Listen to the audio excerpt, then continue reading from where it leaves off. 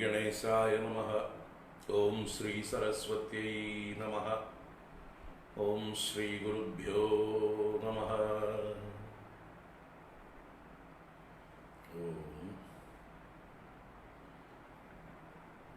नारायणं पद्मभुवं वसिष्ठं शक्तिं च तत्पुत्रपराशरं च व्यासं सुकं गौडपदं महान्तं गोविन्दयोगीन्द्रमदास्य शिष्यं श्री अस्मद्गुरून्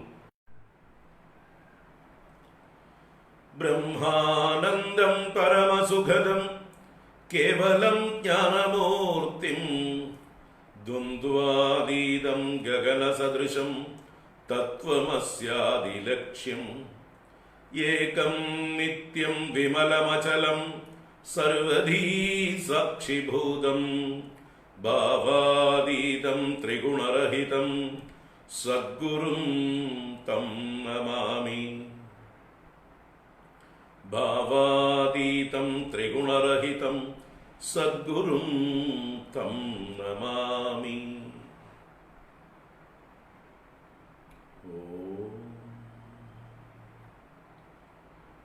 पार्थाय प्रतिबोधितां भगवता नारायणेन स्वयं व्यासेन ग्रथितां पुराणमुनिना मध्ये महाभारतम् अद्वैतामृतवर्षिणीं भगवतीम् अष्टादशाध्यायिनीम् अम्ब त्वाम् अनुसन्दधामि भगवद्गीते भवद्वेषिणी।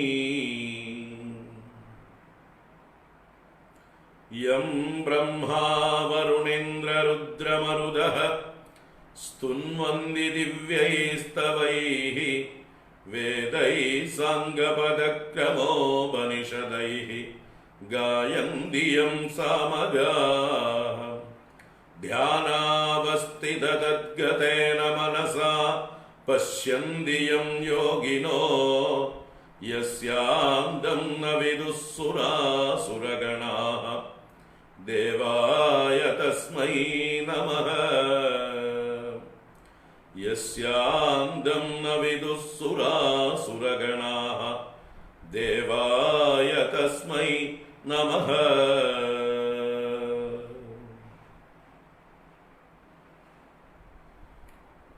ओम नमो भगवते वासुदेवाय। ओम श्रीकृष्ण परमात्मने नमः। ओम नमः परमऋषिभ्यो नमः परमऋषिभ्यः। नारायण।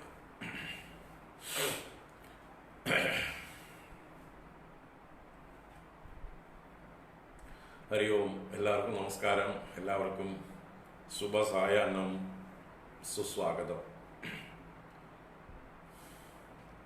ഭഗവത്ഗീത പഠന പരമ്പര ഇന്ന് 9ാം ക്ലാസ്സാണ്. മഹാഭാരത അവലോകനം 5ാമത്തെ ദിവസമാണ്. ഏവർക്കും സുസ്വാഗതം.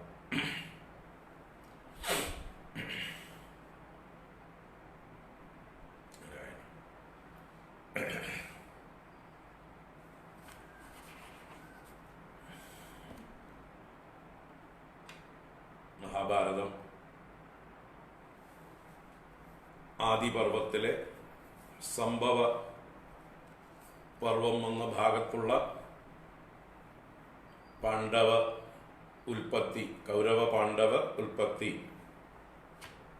അതുവരെയുള്ളതായിട്ടുള്ള ഭാഗങ്ങളാണ് നമ്മൾ കണ്ടുകൊണ്ടിരിക്കുന്നത്. ഇന്നലെ ധൃതരാഷ്ട്രരുടെയും പാണ്ഡുവിൻ്റെയും ഉൽപ്പത്തിയും അവരുടെ വിവാഹവും അതിനെക്കുറിച്ച് നമ്മൾ ഒരുവിധം ചർച്ച ചെയ്തു. അവിടേക്കുണ്ടായിട്ടുള്ള എന്തൊക്കെയാണ് സംഭവിക്കാൻ പാടില്ലാത്ത കാര്യങ്ങൾ സംഭവിച്ചത്, അഥവാ അധർമ്മത്തിൻ്റെ ഏതൊക്കെ നിഴലുകളാണ്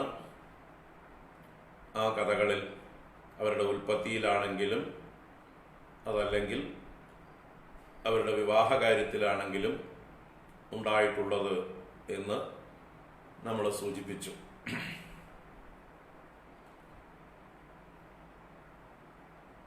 ഇനി ധൃതരാഷ്ട്രരുടെയും പാണ്ഡുവിൻ്റെയും മക്കളായ കൗരവന്മാരുടെയും പാണ്ഡവന്മാരുടെയും കഥയിലേക്ക് നമ്മൾ പ്രവേശിക്കുകയാണ്.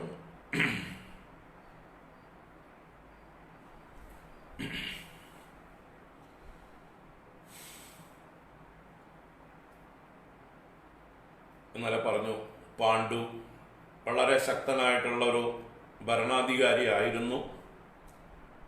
അദ്ദേഹം ദിഗ്വിജയം നടത്തിയ കഥയൊക്കെ സൂചിപ്പിച്ചു. ഹസ്തിനപുര സിംഹാസനം അദ്ദേഹം വളരെ വിപുലമാക്കി, സാമ്രാജ്യത്തെ വളരെയധികം വിപുലമാക്കിയ ഒരു മഹാനായ രാജാവ് തന്നെയാണ്. പക്ഷെ അദ്ദേഹത്തിന് കാമം എന്നുള്ളതായിട്ടുള്ള വികാരത്തെ നിയന്ത്രിക്കാൻ സാധിച്ചിരുന്നില്ല. അതുതന്നെയായിരുന്നു അദ്ദേഹത്തിൻ്റെ മരണകാരണവും. ആ ഭാഗത്തേക്കാണ് നമ്മൾ വരുന്നത്. അദ്ദേഹം നായാട്ടിന് പോയപ്പോൾ ഒരു മാൻ ഇണകൾ ദാമ്പത്യത്തിൽ ഏർപ്പെട്ടിരിക്കുന്ന സന്ദർഭത്തിൽ അമ്പെയ്ത് അതിൽ പെൺമാനിനെ വധിച്ചതായിട്ടുള്ള സന്ദർഭത്തിൽ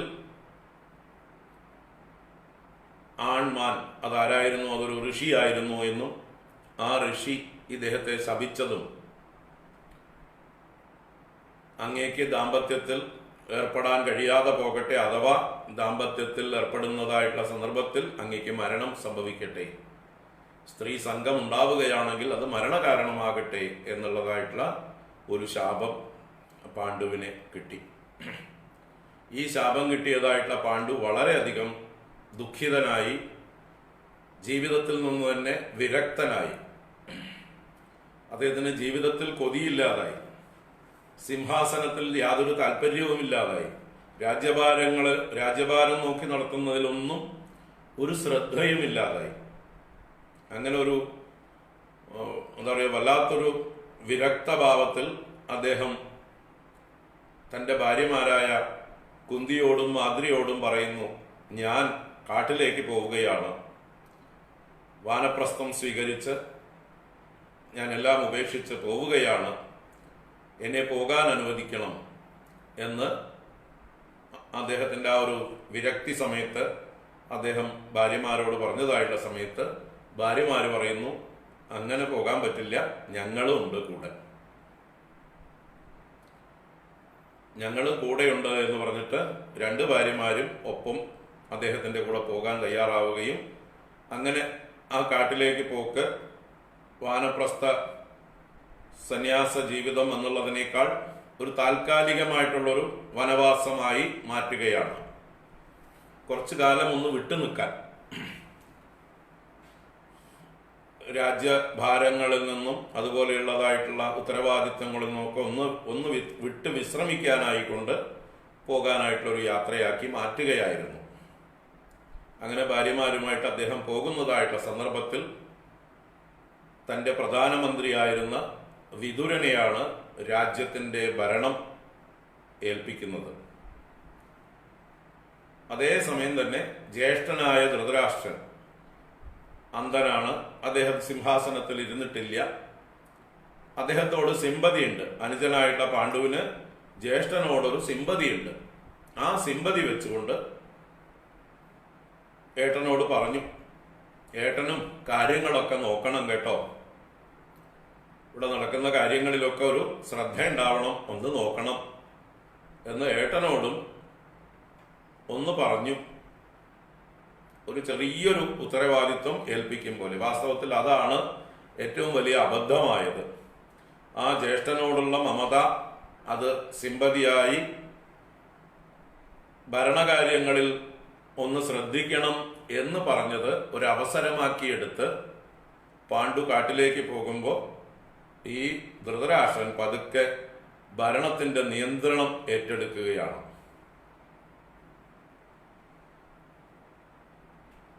അദ്ദേഹം വാസ്തവത്തിൽ കണ്ണു കാണാത്ത ആളാണ്, ഭരണം നിർവഹിക്കാൻ അർഹനല്ല, സ്വതന്ത്രനല്ല, അദ്ദേഹം പരവശനാണ്. എങ്കിലും അദ്ദേഹത്തിൻ്റെ ആ ഒരു രാജ്യത്തോടുള്ളതായിട്ടുള്ള കൊതി അദ്ദേഹത്തെ പതുക്കെ സിംഹാസനത്തിലേക്ക് നയിക്കുകയാണ്. ഇതിന് മൂകസാക്ഷിയായി നിൽക്കുകയാണ് നമ്മുടെ ഭീഷ്മ പിതാമഹൻ.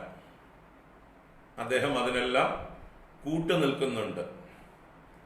വിതുരനാണ് പ്രധാനമന്ത്രി എന്നുള്ളതായിട്ടുള്ള നിലയ്ക്ക് ഭരണകാര്യങ്ങളൊക്കെ നിർവഹിക്കുന്നതെങ്കിലും അധികാരം ആ സ്ഥാനത്തിരുന്നു കൊണ്ട് ആജ്ഞാപിക്കുന്നത് അല്ലെങ്കിൽ രാജാവായി തൽക്കാലം ഭരണം നിർവഹിക്കുന്നത് ധൃതരാഷ്ട്രായി. അങ്ങനെ പാണ്ഡു വനത്തിലേക്ക് പോയി. വനത്തിൽ വളരെ കാലം 2 ഭാര്യമാരുമായി ഒരു വിശ്രമ ജീവിതം, ഒരു വിരക്തനായിട്ടുള്ളൊരവസ്ഥയിൽ പാണ്ഡു നയിക്കുന്നുണ്ട്. പാണ്ഡുവിൻ്റെ ഈ ശാപത്തെക്കുറിച്ച് പാണ്ഡു തന്നെ ഭാര്യമാരോട് പറഞ്ഞു. തനിക്ക് ഭാര്യമാരുമായിട്ടുള്ള ദാമ്പത്യം അനുവദനീയമല്ല, അഥവാ അങ്ങനെ ചെയ്താൽ തനിക്ക് മരണം സംഭവിക്കും എന്ന് പറഞ്ഞുകൊണ്ട് പാണ്ഡു തന്നെ തൻ്റെ ഭാര്യമാരോട് പറയുകയാണ്, നമ്മൾക്ക് ഈ രാജ്യ സിംഹാസനത്തിന് അവകാശികളായി രാജകുമാരന്മാർ വേണം, അനന്തരാവകാശികൾ വേണം. അതിന് ഏതെങ്കിലും പോംവഴികൾ നോക്കണം. അതിന് എൻ്റെ സമ്മതത്തോടുകൂടി ഏതെങ്കിലും ദിവ്യപുരുഷന്മാരെയോ ബ്രാഹ്മണരെയോ അതുപോലെ നിയമം അനുവദിക്കുന്നതായിട്ടുള്ള അവരുടെ അന്നത്തെ ധർമ്മശാസ്ത്രങ്ങൾ ഞാൻ പറഞ്ഞല്ലോ, പരശുരാമന്റെ കാലം, പരശുരാമന്റെ എന്താ പറയുക, ക്ഷത്രിയ ഉന്മൂലന കാലത്ത് നിയമങ്ങളൊക്കെ മാറ്റി എഴുതിയിട്ടുണ്ട്. പുരുഷന്മാർ, ഭർത്താക്കന്മാർ മരിച്ചുപോയ വിധവകൾക്ക് സഹോദരന്മാരിൽ നിന്ന്, ഭർത്തൃ സഹോദരന്മാരിൽ നിന്നോ മറ്റു ബന്ധുക്കളിൽ നിന്നോ അല്ലെങ്കിൽ ബ്രാഹ്മണരിൽ നിന്നോ ഒക്കെ ഗർഭാധാനം ചെയ്യാം എന്നുള്ളതായിട്ടുള്ള ആ നിയമ ഭേദഗതികൾ നിലവിലുള്ള കാലമാണ്. അപ്പോൾ അത് ഉദ്ദേശിച്ചുകൊണ്ടാണ് പാണ്ഡു തൻ്റെ ഭാര്യമാരോട് ഇങ്ങനെ ഏതെങ്കിലും നിയമപ്രകാരമുള്ളതായിട്ടുള്ള വഴിക്ക് ഗർഭം സ്വീകരിക്കാനായിക്കൊണ്ട് ആവശ്യപ്പെടുന്നത്. ഈ സന്ദർഭത്തിലാണ് നമ്മുടെ കുന്തിദേവി തനിക്ക് കിട്ടിയിട്ടുള്ള വരത്തെക്കുറിച്ച് പാണ്ഡുവിനോട് അവതരിപ്പിക്കുന്നത്. കുന്തിയുടെ വരത്തിനെ കുറിച്ചൊക്കെ നമുക്ക് എല്ലാവർക്കും അറിയാം അല്ലേ? ശൂരസേനന്റെ മകളായി ജനിച്ച് കുന്തിഭോജന്റെ വളർത്തു മകളായി വളർന്ന ആ കുന്തി 11-12 വയസ്സുള്ള കാലത്താണ് ആ കുന്തി ദേശത്ത് ദുർവാസാവ് മഹർഷി കുന്തിഭോജന്റെ അതിഥിയായിട്ട് വന്ന് ആ കൊട്ടാരത്തിൽ കുറച്ചു ദിവസം താമസിക്കുന്നു. അപ്പോൾ ഈ ദുർവാസാവിനെ ശുശ്രൂഷിക്കുന്ന കാര്യത്തിൽ ചില ഉത്തരവാദിത്വങ്ങൾ കുന്തിദേവിക്ക്, കൊച്ചുകുട്ടിയായ കുന്തിദേവിക്ക് ആ രാജാവ് ഏൽപ്പിച്ചു കൊടുത്തു. അദ്ദേഹത്തിന് പൂജയ്ക്ക് ആവശ്യമായിട്ടുള്ള സാധനങ്ങളൊക്കെ, ദ്രവ്യങ്ങളൊക്കെ, പൂക്കൾ മുതലായതൊക്കെ ഒരുക്കി കൊടുക്കാനും അതുപോലെയുള്ള കാര്യങ്ങളിലൊക്കെ. അങ്ങനെ മിടുക്കിയായിരുന്ന കുന്തിദേവി 11 വയസ്സ് 12 വയസ്സ് പ്രായമുള്ള കുമാരി ദുർവാസാവ് മഹർഷിയെ വളരെ നല്ല രീതിയിൽ ശ്രദ്ധാപൂർവം ഭക്തിപൂർവം ശുശ്രൂഷിച്ചു. 1 വർഷത്തോളം ദുർവാസാവ് മഹർഷി അവിടെ താമസിച്ചു, ആ അന്തരീക്ഷത്തിൽ താമസിച്ചു എന്നാണ്. കുന്തിഭോജന്റെ അതിഥിയായിട്ട് താമസിച്ചു എന്നും അദ്ദേഹത്തിന് ഈ 1 വർഷത്തോളം ഈ കുന്തിദേവിയുടെ ശുശ്രൂഷ വളരെയധികം തൃപ്തികരമായിരുന്നു. അപ്പോൾ ദുർവാസാവ് എന്ന് പറഞ്ഞാൽ നമുക്കറിയാം കോപമൂർത്തിയാണ്, രുദ്രന്റെ അംശമാണ്, മഹാദേവന്റെ അംശത്തിൽ നിന്ന് ജനിച്ചിട്ടുള്ള ആളാണ്.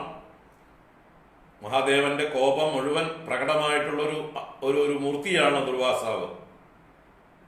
അദ്ദേഹത്തിന്റെ ഇഷ്ടത്തിനനുസരിച്ച് ശുശ്രൂഷിക്കണമെങ്കിൽ, യാതൊരു കുറവുമില്ലാതെ ശുശ്രൂഷിക്കണമെങ്കിൽ എത്ര സാമർഥ്യമുള്ള കുട്ടിയായിരുന്നിരിക്കണം ആ 11 വയസ്സുള്ള കുട്ടി എന്ന് മനസ്സിലാക്കുക. അപ്പൊ അത്രയും നന്നായിട്ട് ശുശ്രൂഷിച്ചതിൽ സന്തുഷ്ടനായിട്ടുള്ള ദുർവാസാവ് ഈ ദേവിക്ക് ഭാവിയിൽ ഇതുപോലെ ചില ആവശ്യങ്ങൾ വരുമെന്ന് അറിഞ്ഞുകൊണ്ട്, അദ്ദേഹം ത്രികാലജ്ഞാനിയാണ്, മഹാനാണ്. അതുകൊണ്ട് ഭർത്താവിൽ നിന്നുള്ള ഗർഭ ആദാനം സ്വീകരിക്കാനുള്ളതായിട്ടുള്ള ബുദ്ധിമുട്ടുണ്ടാവുകയും ഇവളിലൂടെ ദിവ്യന്മാരായിട്ടുള്ള പുത്രന്മാരുണ്ടാവേണ്ടതുണ്ട് എന്നുള്ളത് കൊണ്ടും ദീർഘദൃഷ്ടിയായ ത്രികാലജ്ഞാനിയായ ദുർവാസാവ് ഈ കുന്തിദേവിക്ക് ഒരു വരം കൊടുക്കുകയാണ്. നീ ആഹ്വാനം ചെയ്താൽ ഏത് ദേവന്മാരും നിനക്ക് സന്താനങ്ങളെ നൽകും, നിന്നെ വന്ന് അനുഗ്രഹിക്കും. അങ്ങനെ ദേവന്മാരുടെ സന്തതികൾ നിനക്ക് പുത്രന്മാരായിട്ട് ഉണ്ടാകാനുള്ളതായിട്ടുള്ള ഒരു വരം ഞാൻ നിനക്ക് നൽകുന്നു എന്ന് പറഞ്ഞ് ദുർവാസാവ് അനുഗ്രഹിച്ച് അദ്ദേഹം പോയി. അദ്ദേഹം പോയതായിട്ടുള്ള സന്ദർഭത്തിൽ കൊച്ചുകുട്ടിയായിരുന്ന ആ കുന്തിയുടെ ചാപല്യം എന്ന് വേണമെങ്കിൽ പറയാം, ഒരു ബാലചാപല്യം എന്നേ പറയാൻ പറ്റുള്ളൂ. ഒരു കൗതുകം കൊണ്ട്, കൗതൂഹലം എന്ന് തന്നെ വ്യാസൻ അവിടെ ഉപയോഗിച്ചിട്ടുണ്ട്. ആ ബാലമതിയായ കുന്തിയുടെ കൗതൂഹലം കൊണ്ട് ഉദിച്ചുയരുന്നതായിട്ടുള്ള സൂര്യഭഗവാനെ കണ്ടപ്പോ ഒന്ന് ആഹ്വാനം ചെയ്യാൻ തോന്നി, ഈ മന്ത്രം ഒന്ന് പരീക്ഷിച്ചു നോക്കാൻ തോന്നി. ആ ദുർവാസാവ് കൊടുത്തതായിട്ടുള്ള മന്ത്രം ഉപയോഗിച്ചുകൊണ്ട് സൂര്യഭഗവാനെ തൻ്റെ സവിധത്തിലേക്ക്, തൻ്റെ അടുത്തേക്ക് ക്ഷണിക്കുന്ന ആ മന്ത്രം ചൊല്ലി. അത് വലിയ അപകടമായി മാറി. ആ മഹർഷിയെ അവിശ്വസിക്കേണ്ടിയിരുന്നില്ല, അദ്ദേഹം കൊടുത്ത മന്ത്രത്തെ പരിശോധിക്കേണ്ട ആവശ്യമുണ്ടായിരുന്നില്ല. പക്ഷെ ആ കുട്ടിയുടെ അപക്വത കൊണ്ട്, ചാപല്യം കൊണ്ട്, കൗതൂഹലം കൊണ്ട് സൂര്യഭഗവാനെ ക്ഷണിച്ചതായിട്ടുള്ള സമയത്ത് സൂര്യഭഗവാൻ അതിതേജസ്വിയായിട്ടുള്ളൊരു ദേവനായി കവചകുണ്ടലങ്ങളൊക്കെ ധരിച്ചുകൊണ്ട് ദേവിയുടെ മുമ്പിൽ പ്രത്യക്ഷനായി. ദേവി കൊച്ചുകുട്ടിയാണ്, തൊഴുതുകൊണ്ട് സൂര്യഭഗവാനോട് പറഞ്ഞു, ഞാൻ അറിയാതെ പറ്റിയ അബദ്ധമാണ്, ഞാൻ പരീക്ഷിച്ചു നോക്കിയതാണ്, എൻ്റെ കൗതൂഹലം കൊണ്ട് ദുർവാസാവ് മഹർഷിയുടെ വരത്തെ ഒന്ന് പരീക്ഷിച്ചു നോക്കിയതാണ്, ഞാൻ ഇങ്ങനെ പ്രതീക്ഷിച്ചില്ല, അങ്ങ് എന്നെ അനുഗ്രഹിച്ച് തിരിച്ചു പോയാലും എന്ന് പറഞ്ഞപ്പോൾ സൂര്യഭഗവാൻ പറഞ്ഞു, ആ മന്ത്രത്തിന്റെ ശക്തി കൊണ്ട് വന്ന ആളാണ് ഞാൻ, എനിക്ക് വന്ന കാര്യം നടത്തിയിട്ടേ പോകാൻ പറ്റുള്ളൂ, എന്നിൽ നിന്ന് അങ്ങയ്ക്ക്, കുന്തി ദേവിക്ക് ഒരു സന്തതി ഉണ്ടാകും, വളരെ തേജസ്വിയായിട്ടുള്ളൊരു പുത്രൻ ഉണ്ടാകും, പക്ഷെ ആ കന്യകാത്വം നഷ്ടപ്പെടുകയില്ല എന്ന് പറഞ്ഞ് അനുഗ്രഹിച്ചുകൊണ്ട് സൂര്യഭഗവാൻ അന്തർധാനം ചെയ്തു. അപ്പോഴാണ് നമ്മുടെ കുന്തി ദേവി അകാലത്തിൽ കുട്ടിയായിരിക്കുമ്പോൾ 12 വയസ്സിലാണ് തൻ്റെ മൂത്ത പുത്രനെ പ്രസവിച്ചത്. നമുക്കെല്ലാം അറിയാം, അത് കർണൻ എന്നതായിട്ടുള്ള സൂര്യപുത്രൻ, അതിതേജസ്വിയായിട്ടുള്ള കുട്ടി. അപ്പോഴാണ് ഈ കുന്തിയുടെ ധാത്രിമാരായിട്ടുള്ള സ്ത്രീകള് ഇതിനെ മറച്ചു വെക്കാൻ വേണ്ടി, കാരണം വിവാഹിതയല്ലാത്ത അവിവാഹിതയായ കുമാരിയായ കുന്തിക്ക് സന്തതി ഉണ്ടാകുന്നത് അത് അപമാനമാണ്, രാജാവിന് അപമാനമാണ്, രാജ്യത്തിന് അപമാനമാണ്. രാജകുമാരി അവിഹിത ഗർഭം ധരിച്ചു എന്നേ പറയുള്ളൂ, ഗർഭമായിട്ട് ആരും അംഗീകരിക്കില്ല. അതുകൊണ്ട് ഈ കുട്ടിയെ ഉപേക്ഷിക്കുകയാണ് നല്ലത് എന്ന് ധാത്രിമാരുടെ പ്രേരണ കൊണ്ട് ആ കുന്തി തനിക്കുണ്ടായ മൂത്ത സന്തതിയെ ഒരു സുരക്ഷിതമായ പെട്ടിയിലാക്കി ഗംഗയിൽ ഒഴുക്കി കളഞ്ഞതും, പിന്നീട് ഹസ്തിനപുരത്തെ സാരഥിയും കുതിരകളെ നോക്കുന്ന ആളുമായിട്ടുള്ള അതിരഥൻ എന്ന ആ എന്താ പറയുക സൂതവംശം എന്ന് പറഞ്ഞാൽ കുതിരകളെ നോക്കുന്ന ആളുകളാണ്, തേരാളികളും കുതിരകളെ പാലിക്കുകയും ചെയ്യുന്നതായിട്ടുള്ള സൂതവംശത്തിൽ പിറന്നതായിട്ടുള്ള അതിരഥൻ തനിക്ക് കുട്ടികളെ കിട്ടാതെ, കുട്ടികളില്ലാതിരുന്നതായിട്ടുള്ള അദ്ദേഹത്തിന്റെ മുമ്പിൽ അദ്ദേഹം കുതിരകളെ കഴുകിക്കൊണ്ടിരിക്കുന്നതായിട്ടുള്ള സമയത്ത് ഗംഗയിൽ ഒലിച്ചു വരുന്നതായിട്ടുള്ള ആ പേടകം അദ്ദേഹത്തിന്റെ അടുത്ത് വന്നു ചേരുകയും അദ്ദേഹത്തിന്റെ പത്നിയായ രാധ ഒരു കുഞ്ഞിക്കാല് കാണാൻ കൊതിച്ചിരിക്കുന്നതായിട്ടുള്ള, അവർക്ക് ഈശ്വരൻ കൊടുത്തതായിട്ടുള്ളൊരു നിധിയെ പോലെ അവർ രണ്ടുപേരും അത് സ്വീകരിക്കുകയും അങ്ങനെ രാധേയനായി, അല്ലെ, കൗന്ദേയനായി ജനിച്ച കർണൻ രാധേയനായി വളരുന്ന കഥ എല്ലാവർക്കും അറിയാം. അധിരഥൻ എന്ന സൂതന്റെ പുത്രനായി. അദ്ദേഹം ആ സൂത കുടുംബത്തിൽ, തേരാളിയായിട്ടുള്ള അദ്ദേഹത്തിന്റെ കുടുംബത്തിൽ, കുതിരകളെ മേയ്ക്കുന്ന അദ്ദേഹത്തിന്റെ കുടുംബത്തിലാണ് പിന്നെ വളരുന്നത്. ആ കൊച്ചുകുട്ടി വളർന്നു വരുമ്പോൾ അദ്ദേഹത്തിന്റെ തേജസ്, അദ്ദേഹത്തിന് ജന്മനാ തന്നെ സൂര്യഭഗവാന്റെ അനുഗ്രഹം കൊണ്ട് കിട്ടിയിട്ടുള്ള ശരീരത്തോട് ചേർന്നതായിട്ടുള്ള ഒരു പടച്ചട്ടയുണ്ടായിരുന്നു, ഒരു കവചം. അതുപോലെ തന്നെ നല്ലോണം ജ്വലിക്കുന്നതായിട്ടുള്ള ഒരു കുണ്ടലം, കർണകുണ്ടലങ്ങൾ. അപ്പൊ ആ കവച കുണ്ടലങ്ങൾ സൂര്യഭഗവാന്റെ അനുഗ്രഹമായിരുന്നു. ഒരു പ്രൊട്ടക്ഷൻ, കുട്ടിക്ക് എന്താ പറയുക, ഒരു ചിരഞ്ജീവിയായിരിക്കാനുള്ള അനുഗ്രഹമായിരുന്നു.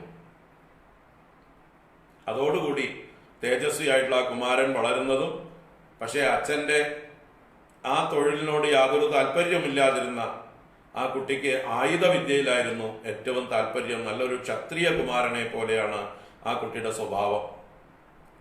അങ്ങനെയാണ് ആ കുട്ടി വിദ്യാഭ്യാസത്തിനായിക്കൊണ്ട് പലരോടും സമീപിക്കുന്നതും, ദ്രോണാചാര്യ അടുത്ത് പോയിട്ട് ദ്രോണാചാര്യ വിദ്യാഭ്യാസം കൊടുക്കാതിരിക്കുന്നതും, പിന്നീട് പരശുരാമന്റെ അടുത്ത് ചെന്ന് വിദ്യാഭ്യാസം ചെയ്യുന്നതുമായിട്ടുള്ള കഥയൊക്കെ നമുക്ക് അറിയാം.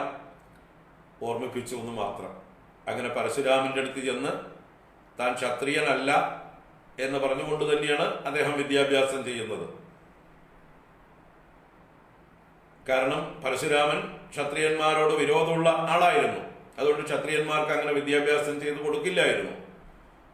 അങ്ങനെ പരശുരാമന്റെ ശിഷ്യനായി കർണൻ വളർന്നു വരുന്നതും, എല്ലാ വിദ്യകളും പരശുരാമനിൽ നിന്ന് അഭ്യസിക്കുന്നതും, പിന്നീട് ഒരു ദിവസം ആ പരശുരാമൻ ഗുരു ശിഷ്യന്റെ മടിയിൽ തലവെച്ച് മയങ്ങുന്നതായിട്ടുള്ള സമയത്ത്, ഉച്ചനേരത്ത് മയങ്ങുന്നതായിട്ടുള്ള സമയത്ത്, ഇന്ദ്രൻ ഒരു വണ്ടിന്റെ രൂപത്തിൽ വന്ന് ഈ കർണന്റെ തുടയിൽ വളരെ ആഴത്തിൽ മുറിവുണ്ടാക്കുകയും ആ മുറിവിൽ നിന്ന് രക്തം ധാരയായി ഒഴുകുകയും ചെയ്തപ്പോഴും തന്റെ ഗുരു ഉണരരുത് എന്ന് കരുതി ആ ഗുരുവിനെ ഉണർത്താതിരിക്കാൻ വേണ്ടി ബലം പിടിച്ച് രക്തം കണ്ടിട്ടും യാതൊരു ചലനവുമില്ലാതെ വീരനായിട്ടുള്ള ആ കർണൻ ഇരുന്നതും, ആ രക്തത്തിൽ കുളിച്ച് നനഞ്ഞ് പരശുരാമൻ ഉണർന്നു കണ്ടപ്പോൾ ഇവൻ ഒരു സൂതനോ ബ്രാഹ്മണനോ അല്ല, ഇവൻ ക്ഷത്രിയനാണ് എന്ന് പരശുരാമനോട് ഉറക്കെ പ്രഖ്യാപിക്കുന്നുണ്ട്. കാരണം ഇവന്റെ സ്വഭാവം ഒരു ക്ഷത്രിയന്റെ സ്വഭാവമാണ്. ഒരു ക്ഷത്രിയന് മാത്രമേ രക്തം കണ്ടാലും ഒരു കുലുക്കവുമില്ലാതെ ഇങ്ങനെ ധീരനായിട്ട് ഇരിക്കാൻ പറ്റുള്ളൂ. അതുകൊണ്ട് ഇവൻ ക്ഷത്രിയനാണ് എന്ന് സാക്ഷാൽ പരശുരാമൻ തന്നെ വിളിച്ചു പറഞ്ഞു. നീ ക്ഷത്രിയനായിരുന്നിട്ട് എന്നെ വഞ്ചിച്ചുകൊണ്ട് നീ എന്നിൽ നിന്ന് വിദ്യാഭ്യാസം ചെയ്തു. അതുകൊണ്ട് നീ പഠിച്ച വിദ്യകളൊന്നും നിനക്ക് പ്രയോജനപ്പെടാതെ പോകട്ടെ, നിനക്ക് ആവശ്യമുള്ളപ്പോൾ ഒന്നും തോന്നാതെ പോകട്ടെ എന്നൊരു ശാപവും കൂടി കൊടുത്തിട്ടാണ് പരശുരാമൻ അവിടുന്ന് കർണനെ പറഞ്ഞു വിട്ടത് എന്നുള്ളതായിട്ടുള്ള കഥയൊക്കെ ഉണ്ട്. അപ്പൊ അങ്ങനെയുള്ള ആ കർണൻ എന്ന പുത്രന്റെ കഥ അവിടെ നിൽക്കട്ടെ. അങ്ങനെ ഒരു മൂത്ത പുത്രൻ ഈ കുന്തി ദേവിക്ക് ഉണ്ടായതും, പിന്നീടാണ് പാണ്ഡുവുമായിട്ടുള്ള വിവാഹം നടക്കുന്നതും. ഇപ്പോ പാണ്ഡുവിൽ നിന്ന് പുത്രന്മാരുണ്ടാവില്ല എന്നുള്ളതായിട്ടുള്ള ഈ ഒരു സന്ദർഭം വന്നപ്പോ കുന്തി ദേവി തനിക്ക് കിട്ടിയതായിട്ടുള്ള, ദുർവാസാവ് മഹർഷിയിൽ നിന്ന് കിട്ടിയതായിട്ടുള്ള ഈ ഒരു ദിവ്യമായിട്ടുള്ള വരത്തെക്കുറിച്ച് അറിയിക്കുന്നതും. എനിക്കിങ്ങനെ എൻ്റെ കുട്ടിക്കാലത്ത് ദുർവാസാവ് മഹർഷി കൊട്ടാരത്തിൽ വന്ന് താമസിച്ചതായിട്ടുള്ള സമയത്ത് ഒരു വരം തന്നിട്ടുണ്ട്, അതിനെ ഞാൻ ഇപ്പോൾ ഉപയോഗിക്കാം. നമ്മുടെ വംശത്തിലേക്ക് തേജസ്വികളായിട്ടുള്ള കുമാരന്മാരുണ്ടാകാൻ ദേവന്മാരെ നമുക്ക് വിളിച്ചു വരുത്തി സന്താന ഉൽപാദനം ചെയ്യാം, അത് പ്രാർത്ഥിക്കാം എന്ന് പറഞ്ഞപ്പോൾ പാണ്ഡുവിന് വളരെ സന്തോഷമായി. അങ്ങനെ പാണ്ഡുവിന്റെ സമ്മതപ്രകാരം ആദ്യം ഈ കുന്തിദേവി സാക്ഷാൽ യമധർമ്മ രാജാവിനെയാണ് സ്മരിക്കുന്നത്, ഈ മന്ത്രം ചൊല്ലിക്കൊണ്ട് ധ്യാനിക്കുന്നത്. ആ സന്ദർഭത്തിൽ യമധർമ്മ രാജാവ് അവിടെ പ്രത്യക്ഷമാകുന്നതും ആ യമധർമ്മനിൽ നിന്ന് മൂത്ത പുത്രനായി ധർമ്മപുത്രൻ, പാണ്ഡുവിന്റെയും കുന്തിയുടെയും മൂത്ത പുത്രനായി ധർമ്മപുത്രൻ, ധർമ്മരാജാവിന്റെ പുത്രനായി ധർമ്മപുത്രൻ എന്ന യുധിഷ്ഠിരൻ ജനിക്കുന്നു. അത് കഴിഞ്ഞ് പിന്നെയും പാണ്ഡുവിന്റെ ആഗ്രഹം പോരാ, ഒരു കുട്ടി കൂടി വേണം. എന്നാവശ്യപ്പെടുന്നു. അതിനും കുന്തി സമ്മതിച്ചു. കുറെ കൂടി ശക്തനായിട്ടുള്ള ഒരാൾ വേണം. ഇയാൾ വളരെ ധർമ്മിഷ്ഠനായിരിക്കും, യോഗ്യനായിരിക്കും, നല്ല ഭരണാധികാരിയായിരിക്കും. എന്നാലും കുറെ കൂടി ശക്തനായിട്ടുള്ള കായിക ബലമുള്ളതായിട്ടുള്ള ഒരു പുത്രനെ എനിക്ക് വേണം. അതിന് വായു ഭഗവാനെ സ്മരിക്കൂ. ആ വായു ഭഗവാനിൽ നിന്നുള്ള ഒരു പുത്രനെ വേണം എന്ന് പാണ്ഡുവിന്റെ ആവശ്യപ്രകാരം തന്നെയാണ് കുന്തിദേവി വായുദേവനെ ആവഹിക്കുന്നതും വായുദേവനിൽ നിന്ന് ഗർഭം ധരിച്ച് ഭീമസേനൻ എന്ന പുത്രനെ ദേവി പ്രസവിക്കുന്നതും. അപ്പൊ ആ വായു ഭഗവാന്റെ കരുത്ത് മുഴുവൻ ആവഹിച്ചുകൊണ്ടുള്ള ഒരു പുത്രനാണ് ഭീമസേനൻ. ഇതേ സന്ദർഭത്തിലാണ് കൊട്ടാരത്തില് നമ്മുടെ ഗാന്ധാരിക്കും ധൃതരാഷ്ട്രക്കും സന്തതികൾ ഇല്ലാതിരുന്നതും പിന്നീട് വ്യാസന്റെ അനുഗ്രഹം കൊണ്ട് ഗാന്ധാരി വ്യാസന്റെ പ്രാർത്ഥനകളും അനുഗ്രഹവും കൊണ്ട് ഗർഭം ധരിക്കുന്നതും ആ ഗർഭം പ്രസവിക്കാതെ ചിരകാലം ഗർഭത്തിൽ തന്നെ ഇരിക്കുന്നത് കാരണമായിട്ട് ഗാന്ധാരി വളരെയധികം ആകാംക്ഷയോടുകൂടി, കാരണം കുന്തിദേവി പ്രസവിച്ചിട്ടുണ്ടാവും കാട്ടില്, ഇവിടെ ഈ സിംഹാസനത്തില് മൂത്ത പുത്രനായിട്ട് തനിക്കൊരു കുട്ടി ഉണ്ടാവണം എന്നുള്ളതായിട്ടുള്ള അവരുടെ വ്യഗ്രത കാരണം ഈ തന്റെ ഗർഭത്തെ വേഗം പ്രസവിക്കാനായിട്ട് വയറിനെ ഇടിച്ച് ഗർഭം സ്രവിക്കുന്നു. ആ ഗർഭം സ്രവിച്ചതൊരു മാംസപിണ്ഡമായി മാറുകയും ആ മാംസപിണ്ഡത്തെ പിന്നീട് വ്യാസൻ തന്നെ വന്ന് അനുഗ്രഹിച്ച് 100 കുടങ്ങളിലേക്ക് അതിനെ എന്താ പറയുക കഷ്ണങ്ങളായി ഛേദിച്ച്, മാംസപിണ്ഡത്തെ 100 കഷ്ണങ്ങളായി ഛേദിച്ച് 100 കുടങ്ങളിൽ നിക്ഷേപിച്ചു. ബാക്കി വന്നത് മറ്റൊരു കുടത്തിൽ നിക്ഷേപിച്ചു. അങ്ങനെയാണ് ഈ 100 കുടങ്ങളിൽ നിന്ന് പിന്നീട് ക്രമത്തിൽ ഓരോ ദിവസം ദുര്യോധനൻ, ദുശാസനൻ മുതലായിട്ടുള്ള ദൂ എന്ന് പേരിൽ ആരംഭിക്കുന്ന 100 പുത്രന്മാരും ദുശ്ശള എന്ന പേരിലുള്ളതായിട്ടുള്ള ഒരു കന്യകയും ഈ ഗാന്ധാരിക്കും ധൃതരാഷ്ട്രക്കും മക്കളായിട്ട് 100 പേരുണ്ടാകും, 101 പേര് ഉണ്ടാകുന്നത്. അപ്പോഴേക്കും ഇവിടെ ഭീമസേനൻ ദുര്യോധനനോടൊപ്പം തന്നെ, ഭീമസേനൻ ജനിക്കുന്ന സമയത്ത് തന്നെയാണ് ദുര്യോധനന്റെയും ജന്മം. അവർ രണ്ടുപേരും പ്രായം കൊണ്ട് തുല്യന്മാരാണ്. ഏതാനും ദിവസങ്ങളുടെ വ്യത്യാസം ദുര്യോധനൻ മൂത്ത ആള് യുധിഷ്ഠിരൻ തന്നെ. അപ്പൊ എന്തെങ്കിലും ആ ഒരു ദായക്രമം അവകാശം ഉന്നയിക്കുകയാണെങ്കിലും യുധിഷ്ഠിരനെ കഴിച്ചേ ഉള്ളൂ അടുത്ത അവകാശി ദുര്യോധനൻ എന്ന് പറയാൻ. ഇനി ഭരണം നടത്തിയതില് ശ്രേഷ്ഠനായിട്ടുള്ള പാണ്ഡുവിന്റെ ആ എന്താ പറയുക സാമ്രാജ്യ വികസനം, അതിന്റെ അടിസ്ഥാനത്തിലും പാണ്ഡുപുത്രനായിട്ടുള്ള യുധിഷ്ഠിരൻ തന്നെയാണ് ഈ ഹസ്തിനപുര സാമ്രാജ്യത്തിന്റെ അടുത്ത അവകാശി. കഴിവുകളുടെ അടിസ്ഥാനത്തിലാണെങ്കിലും അറിവിന്റെ കാര്യത്തിലാണെങ്കിലും എല്ലാം ഇനി വരാൻ പോകുന്ന കാലത്ത് അവര് വളർന്നു വരുമ്പോൾ എല്ലാ ധർമ്മബോധത്തിന്റെ എല്ലാ ഗുണങ്ങളുടെയും അടിസ്ഥാനത്തിലും യോഗ്യനായിട്ടുള്ള രാജാവാകേണ്ടത് യുധിഷ്ഠിരൻ തന്നെയാണ്. അത് കാലം തെളിയിക്കും. അപ്പൊ അതവിടെ നിൽക്കട്ടെ. പിന്നീട് പാണ്ഡു മൂന്നാമതും ഒരു സന്തതിയെ വേണമെന്ന്, അത് ഇന്ദ്രനെ പോലെ യോഗ്യനായിട്ടുള്ള ലോകം മുഴുവൻ പ്രശസ്തനായിട്ടുള്ള ഒരു പുത്രൻ തനിക്ക് വേണമെന്ന് ആവശ്യപ്പെടുകയും അതിനനുസരിച്ച് കുന്തിദേവി വീണ്ടും തന്റെ മന്ത്രം ഉപയോഗിച്ച് സാക്ഷാൽ ഇന്ദ്രനിൽ നിന്ന് ഗർഭം ധരിച്ച് ഇന്ദ്രപുത്രനായിട്ടുള്ള, ഇന്ദ്രന്റെ അംശമായിട്ടുള്ള അർജുനനെ മൂന്നാമത്തെ പാണ്ഡവനായിട്ട് പ്രസവിക്കുന്നു. അങ്ങനെ 3 പുത്രന്മാരെ കുന്തിദേവിക്ക് ഉണ്ടായപ്പോ നമ്മുടെ മാദ്രിക്കും ആഗ്രഹമായി. മാദ്രിക്ക് സന്തതികളില്ല. അപ്പൊ മാദ്രി ഭർത്താവിനോട് പറഞ്ഞു, എനിക്കും വേണം. ജ്യേഷ്ഠത്തിയെ കൊണ്ട് പറഞ്ഞ് ജ്യേഷ്ഠത്തിയുടെ മന്ത്രം ഉപയോഗിച്ചുകൊണ്ട് എനിക്കും സന്തതികളെ ജനിപ്പിച്ചു തരണം, ദേവന്മാരെ ആവഹിക്കണം, ആ മന്ത്രം എനിക്കും കൂടി സഹായിക്കാനായിക്കൊണ്ട് ജ്യേഷ്ഠത്തിയോട് പറയണമെന്ന് പാണ്ഡുവിനോട് മാദ്രി നിർബന്ധിക്കുകയാണ്. അപ്പൊ പാണ്ഡു കുന്തിയോട് 4ാമതും ദേവന്മാരെ ക്ഷണിച്ചുകൊണ്ട് സന്തതി ഉണ്ടാക്കാൻ പറഞ്ഞതായിട്ടുള്ള സന്ദർഭത്തിൽ കുന്തിദേവി പറയും, ഇല്ല, 3 സന്തതികളാണ് ധർമ്മസന്തതികൾ, 4ാമത് കാമസന്തതിയാവും, അതുകൊണ്ട് എനിക്ക് വേണ്ട. അപ്പൊ കുന്തിദേവി വളരെ ധർമ്മനിഷ്ഠയുള്ളവരാണ്, നല്ല ധർമ്മബോധവും നല്ല അറിവുള്ളവരാണ്. അതുകൊണ്ട് തന്നെ 3 സന്തതികൾ വരെയാണ് ധാർമ്മിക സന്തതികൾ. അത് കഴിഞ്ഞുള്ളതൊക്കെ കാമസന്തതികളാണ് എന്നുള്ളത് കൊണ്ട് തനിക്ക് വേണ്ട. തന്റെ ഭർത്താവിൽ നിന്നായിരുന്നെങ്കിൽ കുഴപ്പമില്ല, അന്യപുരുഷന്മാരെ താൻ കാമിക്കുന്നത് നാലാമതും കാമിച്ചാൽ അത് കാമമായി മാറും. ഇതുവരെ ഈ സിംഹാസനത്തിന്റെ ഓരോ കാര്യങ്ങൾക്ക് വേണ്ടി പിതൃക്കൾക്കുള്ളതായിട്ടുള്ള തർപ്പണാദികൾ ചെയ്യാനും സിംഹാസനം രക്ഷിക്കാനും പരമ്പരയെ രക്ഷിക്കാനും ഒക്കെ ആയിട്ട് വേണ്ടിയിട്ടാണ് ഈ 3 ധാർമ്മികമായിട്ട് ജനിപ്പിച്ചത്. 4-മത്തത് ഞാൻ ജനിപ്പിക്കില്ല എന്ന് പറയുകയും അപ്പോഴാണ് എന്നാ മാദ്രിക്ക് കൊടുക്കുക അനുഗ്രഹം എന്ന് ആ സന്ദർഭത്തിൽ പാണ്ഡു കുന്തിയോട് ആവശ്യപ്പെടുന്നു. അത് പ്രകാരം പാണ്ഡുവിന്റെ നിർബന്ധപ്രകാരം കുന്തിദേവി തൻ്റെ ഈ മന്ത്രശക്തിയെ മാദ്രിക്ക് പങ്കുവയ്ക്കുന്നു. അപ്പൊ മാദ്രി ഈ സന്ദർഭം ഉപയോഗിച്ചുകൊണ്ട് കിട്ടിയ അവസരം പാഴാക്കിയില്ല. ഒറ്റയടിക്ക് തന്നെ 2 കുട്ടികൾ ഉണ്ടാവാൻ വേണ്ടി അശ്വിനി ദേവന്മാരെയാണ് മാദ്രി പ്രാർത്ഥിച്ചത്. തനിക്ക് ഇഷ്ടമുള്ള ദേവനെ പ്രാർത്ഥിച്ചോളൂ എന്ന് പറയുമ്പോൾ ഒരാളെ പ്രാർത്ഥിക്കുന്നതിന് പകരം കിട്ടിയ അവസരം മുതലാക്കിക്കൊണ്ട് 2 ദേവന്മാരെ ഒരുപോലെ പ്രാർത്ഥിച്ചു. അതാണ് അശ്വിനി ദേവന്മാര്. അവർ ഇരട്ടകളാണ്, നാസത്യൻ ദസ്രൻ എന്നിങ്ങനെ 2 പേര്. അവരെ പ്രാർത്ഥിച്ചതായിട്ടുള്ള സന്ദർഭത്തില് അവർ 2 പേരും വന്നു മാദ്രിക്ക് 2 സന്തതികളെയാണ് കൊടുത്തത്. അവരാണ് പിന്നീട് നകുലനും സഹദേവനുമായി തീരുന്നത്. മാദ്രിക്ക് പിന്നെയും കുട്ടികൾ വേണമെന്നുള്ള ആഗ്രഹം ഉണ്ടായിരുന്നു. പാണ്ഡുവിനോട് പറഞ്ഞു, കുന്തിയോട് ജ്യേഷ്ഠത്തിയോട് ഇനിയും റെക്കമെൻഡ് ചെയ്യാനായിക്കൊണ്ട് പാണ്ഡു പറഞ്ഞു നോക്കി.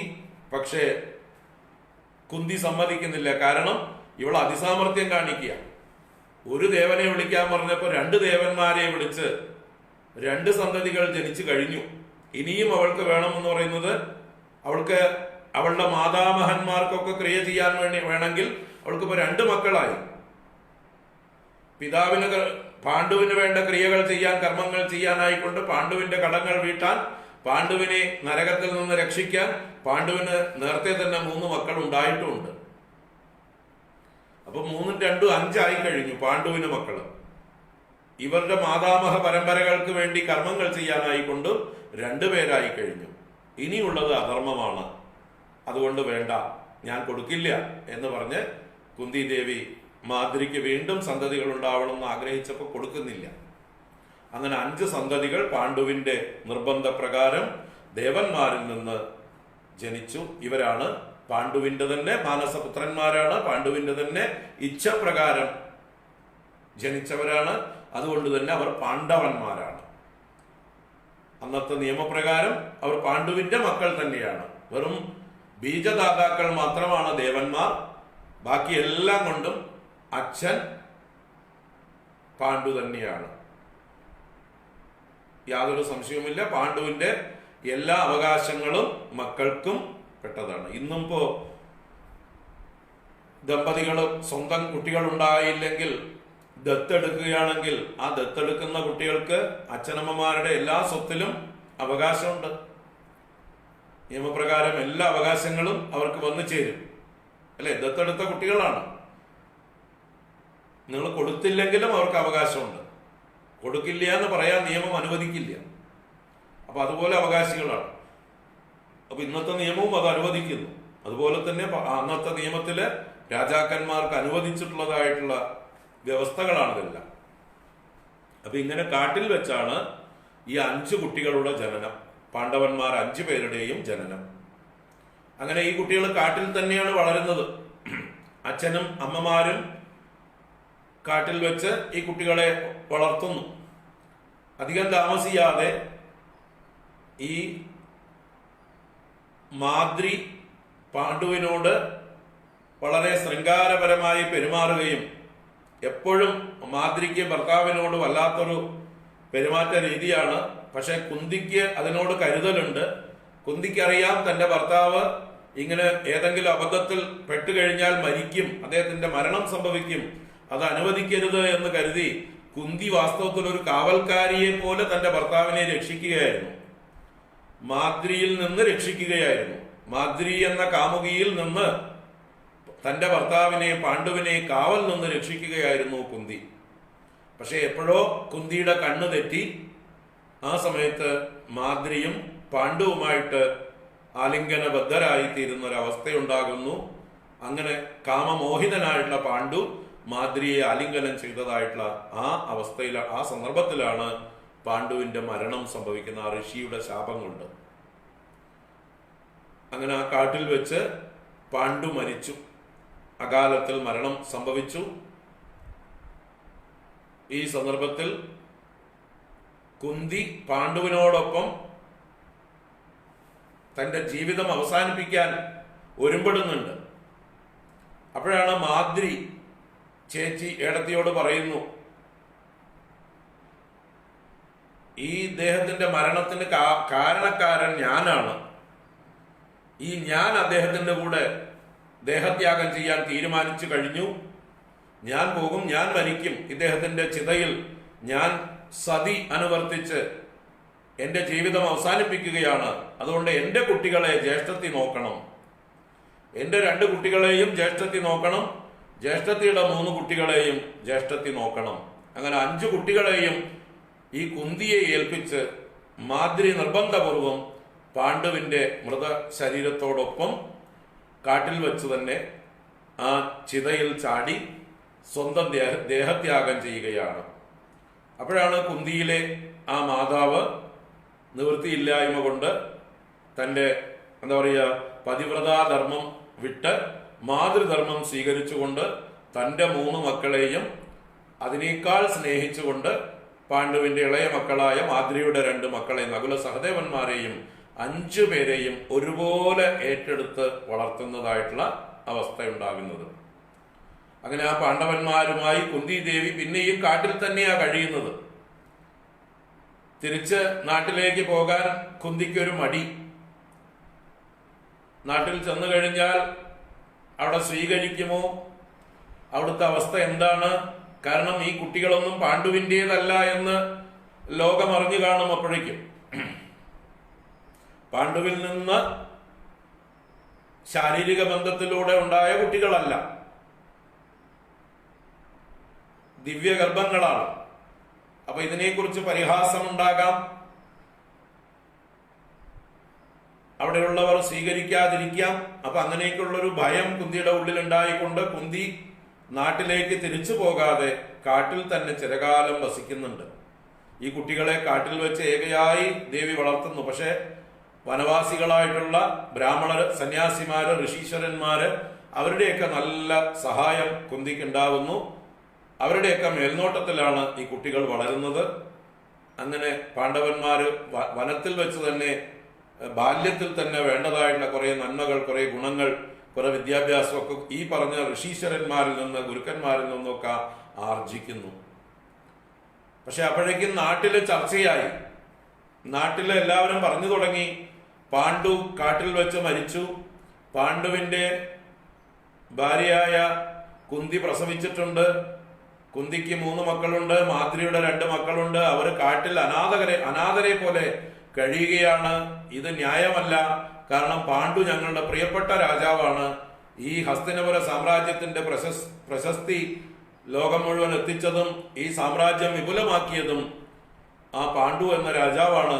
അദ്ദേഹത്തിന്റെ മക്കൾ ഇവിടെ രാജകുമാരന്മാരായി വളരേണ്ടവരാണ് എന്ന് ജനങ്ങളുടെയും അതുപോലെ തന്നെ അവിടെയുള്ള മറ്റ് ബ്രാഹ്മണരുടെയും ഋഷിതുല്യരായിട്ടുള്ള ആളുകളുടെയും ഒക്കെ അഭിപ്രായം പ്രബലമായി വന്നു.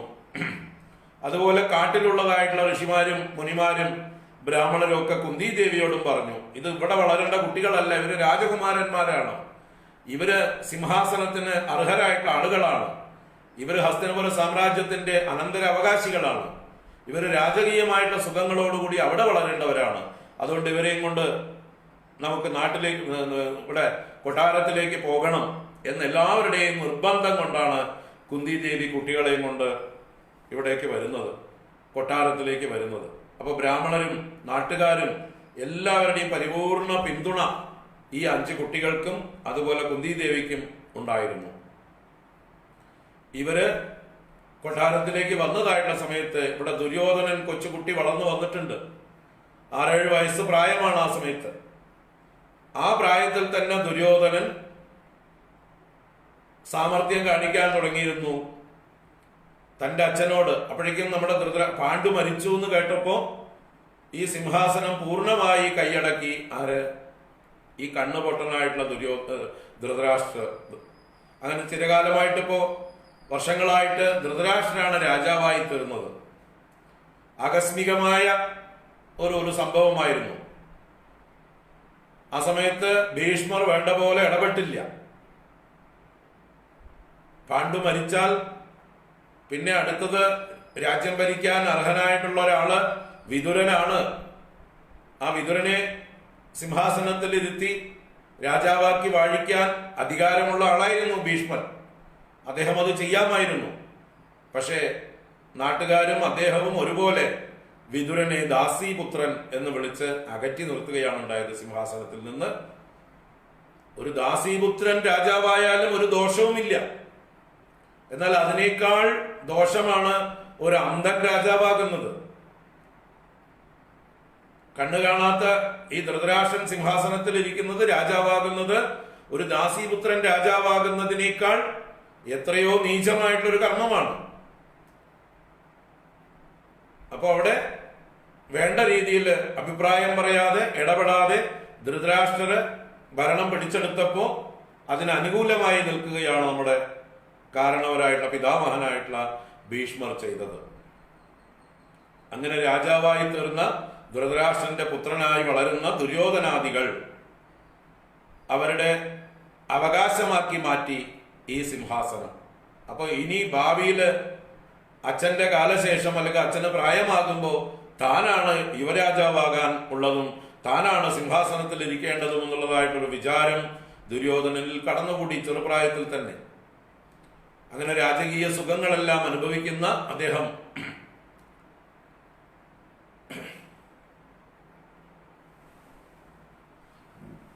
ഈ വേണ്ടാത്ത കമന്റൊന്നും നിന്റെ ഇടയിൽ കൂടെ ഇടരുത് വിജീഷേ.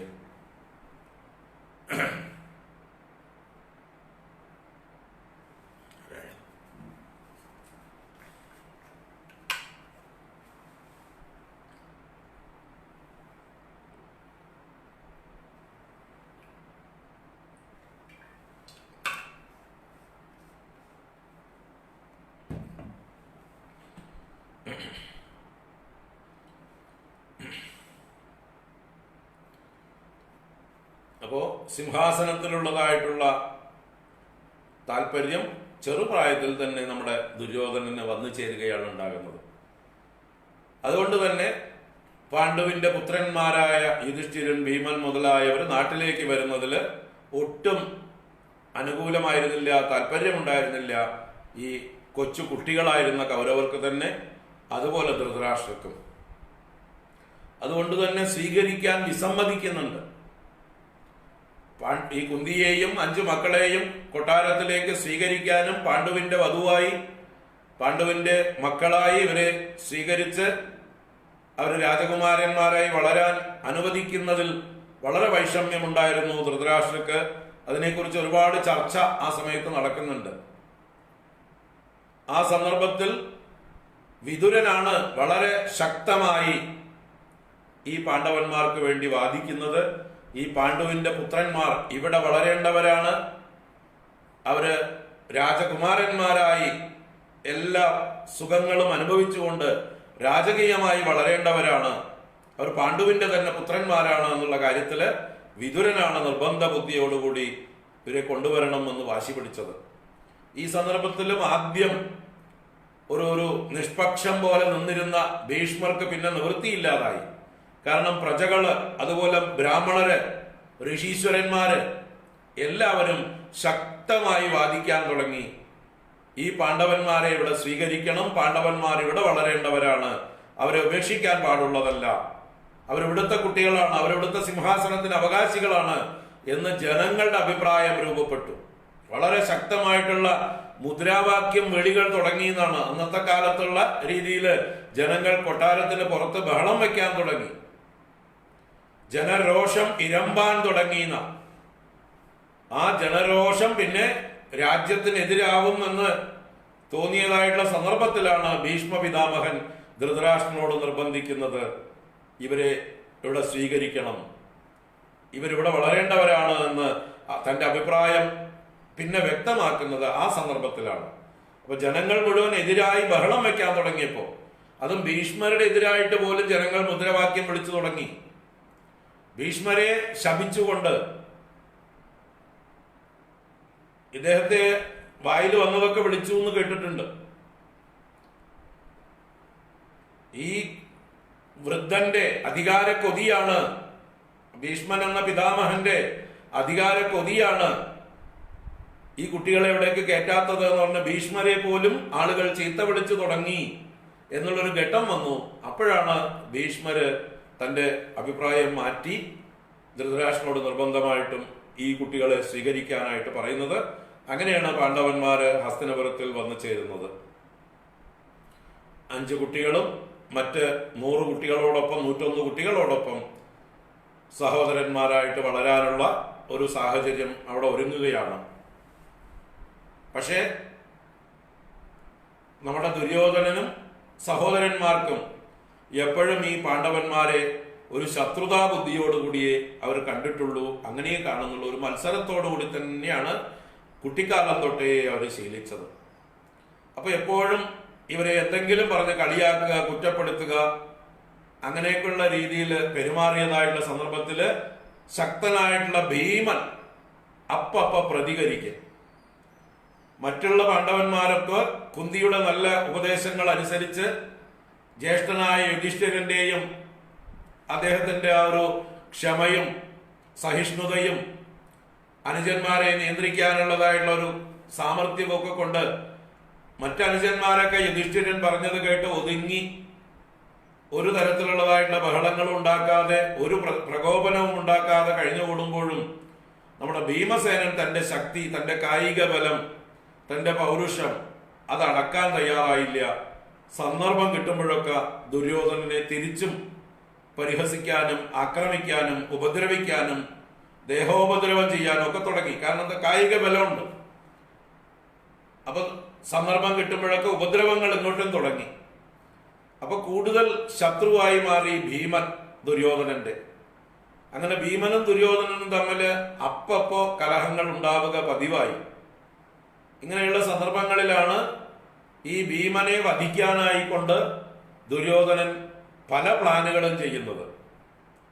പല വഴികളും നോക്കി അവസാനം കൊട്ടാര പാചകക്കാരെ പ്രത്യേകമായി ചട്ടം കെട്ടി ഭീമസേനന് വേണ്ടി വിഷം കലർത്തിയതായിട്ടുള്ള ഭക്ഷണം പ്രത്യേകം തയ്യാറാക്കിയിട്ട് കാട്ടിൽ കളിക്കാൻ പോകുന്നതായിട്ടുള്ള സന്ദർഭത്തില് വനഭോജനം എന്നുള്ള രീതിയിൽ കാട്ടിലേക്ക് ഭക്ഷണം പാകം ചെയ്ത് കൊണ്ടുപോയി അവിടെ വെച്ച് അത് പ്രത്യേകമായിട്ട് ഭീമന് വേണ്ടി തയ്യാറാക്കിയ ഭക്ഷണം.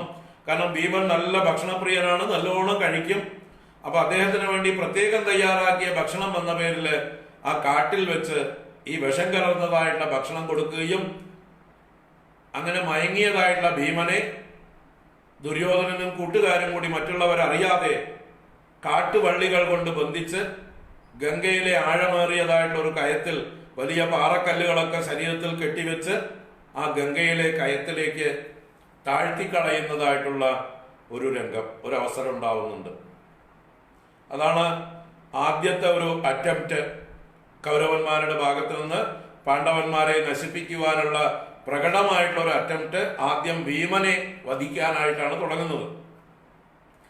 അങ്ങനെ ഈ വിഷം കഴിച്ച് മോഹാത്സ്യം പ്രാപിച്ച ഭീമൻ കാട്ടുവള്ളികളാൽ ബദ്ധനായി ഈ വെള്ളത്തിന്റെ അടിയിൽ ഗംഗയിലെ കയത്തിൽ മുക്കിക്കളഞ്ഞു.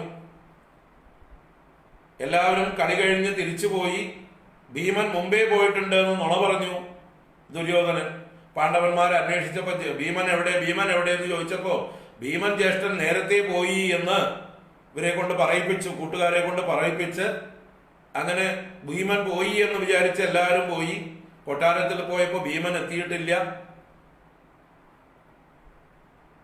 പിന്നെ അന്വേഷിച്ചപ്പോ ഭീമനെ കാണാനില്ല. ഭീമൻ എന്ത് പറ്റിയെന്ന് ആർക്കും അറിയില്ല. അങ്ങനെയുള്ള സന്ദർഭത്തിൽ ഭീമൻ ആ വെള്ളത്തിൽ താഴ്ന്നു പോയിട്ട് നാഗലോകത്തിൽ എത്തിയെന്നും അവിടെ നാഗങ്ങളുടെ ദംശമേറ്റ് അദ്ദേഹത്തിന്റെ ശരീരത്തിലുണ്ടായിരുന്ന വിഷം ഇറങ്ങിപ്പോയി എന്നും ആന്റിവെനിൻ പ്രയോഗം, അങ്ങനെ വിഷബാധയിൽ നിന്ന് മുക്തനായിട്ട് ഉണർന്നതായിട്ടുള്ള അദ്ദേഹം തന്നെ കെട്ടിയിരുന്ന വള്ളിക്കെട്ടുകളൊക്കെ പൊട്ടിച്ചു. ഈ സന്ദർഭത്തിൽ നാഗലോകത്ത് നാഗങ്ങളൊക്കെ ആശ്ചര്യത്തോടുകൂടെ, ഇവർ കടിച്ചാൽ മരിക്കുകയാണ് സാധാരണ പതിവ്, ഇതിപ്പോ ഒരാള് ഇവരുടെ കടിയേറ്റ് കൂടുതൽ ശക്തനായിട്ട് ഉണരുന്നു. അപ്പൊ ഇത് കണ്ട് ഇതാരാണെന്ന് നാഗരാജാക്കന്മാർക്ക് മനസ്സിലായി. അങ്ങനെ ഇദ്ദേഹത്തിനെ സ്വീകരിക്കുന്നു. വായു ഭഗവാന്റെ പുത്രനാണെന്ന് അവർ മനസ്സിലാക്കി. വായു ഭഗവാനുമായിട്ട് നാഗങ്ങൾക്കുള്ളതായിട്ടുള്ള ബന്ധം, വായുഭക്ഷകന്മാരാണ് നാഗങ്ങൾ. അപ്പോൾ ആ വായു ഭഗവാനോടുള്ള അവരുടെ കടപ്പാട് ഈ ഭീമസേനന് നാഗരസം പാനം ചെയ്യാനായിക്കൊണ്ട് കൊടുത്തു. അങ്ങനെ ഈ നാഗരസം പാനം ചെയ്ത ഭീമൻ 10,000 ആനയുടെ ശക്തിയുള്ളവനായി തീരുന്നതാണ് ഒരു എന്താ പറയുക അനുഗ്രഹമായി തീരുന്നത്. അപ്പൊ വിഷം കൊടുത്ത് കൊല്ലാൻ വേണ്ടി ഗംഗാ കയത്തിൽ മുക്കിയ ഭീമൻ ഇപ്പോ നാഗരസം കുടിച്ച് പൂർവാധികം ശക്തനായി തിരിച്ചു വരുന്നതായിട്ടുള്ള ഒരു കഥയാണ് നമ്മൾ കാണുന്നത്. അങ്ങനെ നാഗങ്ങളുടെ അനുഗ്രഹത്തോടുകൂടി നാഗരസ പാനം ചെയ്ത് 10,000 ആനയുടെ ശക്തിയുമായി ഭീമസേനൻ തിരിച്ചു വന്നു. ഭീമസേനൻ ജ്യേഷ്ഠന്മാരോടുണ്ടായ സംഭവമൊക്കെ പറഞ്ഞു. ജ്യേഷ്ഠനായ യുധിഷ്ഠിരനോടും കുന്തിയോടും ഉണ്ടായ സംഭവം പറഞ്ഞു. പക്ഷെ വേറെ പുറത്ത് ആരോടും പറയണ്ട എന്ന് അവര് ഇവര് തമ്മിലുള്ളതായിട്ടുള്ള കൗരവ പാണ്ഡവന്മാർ തമ്മിലുള്ള വൈരം വർദ്ധിച്ചു വരണ്ട, അത് ആരും അറിയണ്ട, നാട്ടുകാരും അറിയണ്ട, നമ്മൾ അറിഞ്ഞതായിട്ട് ഭാവിക്കണ്ട, എല്ലാം ഒരു യാദൃച്ഛികമായ സംഭവം പോലെ കരുതിയാൽ മതി, എന്തോ പ്രാണൻ പോയാള് ജീവിച്ചു വന്നുവല്ലോ ഭാഗ്യം എന്ന് കരുതിയാൽ മതി എന്നിങ്ങനെ അതിനെ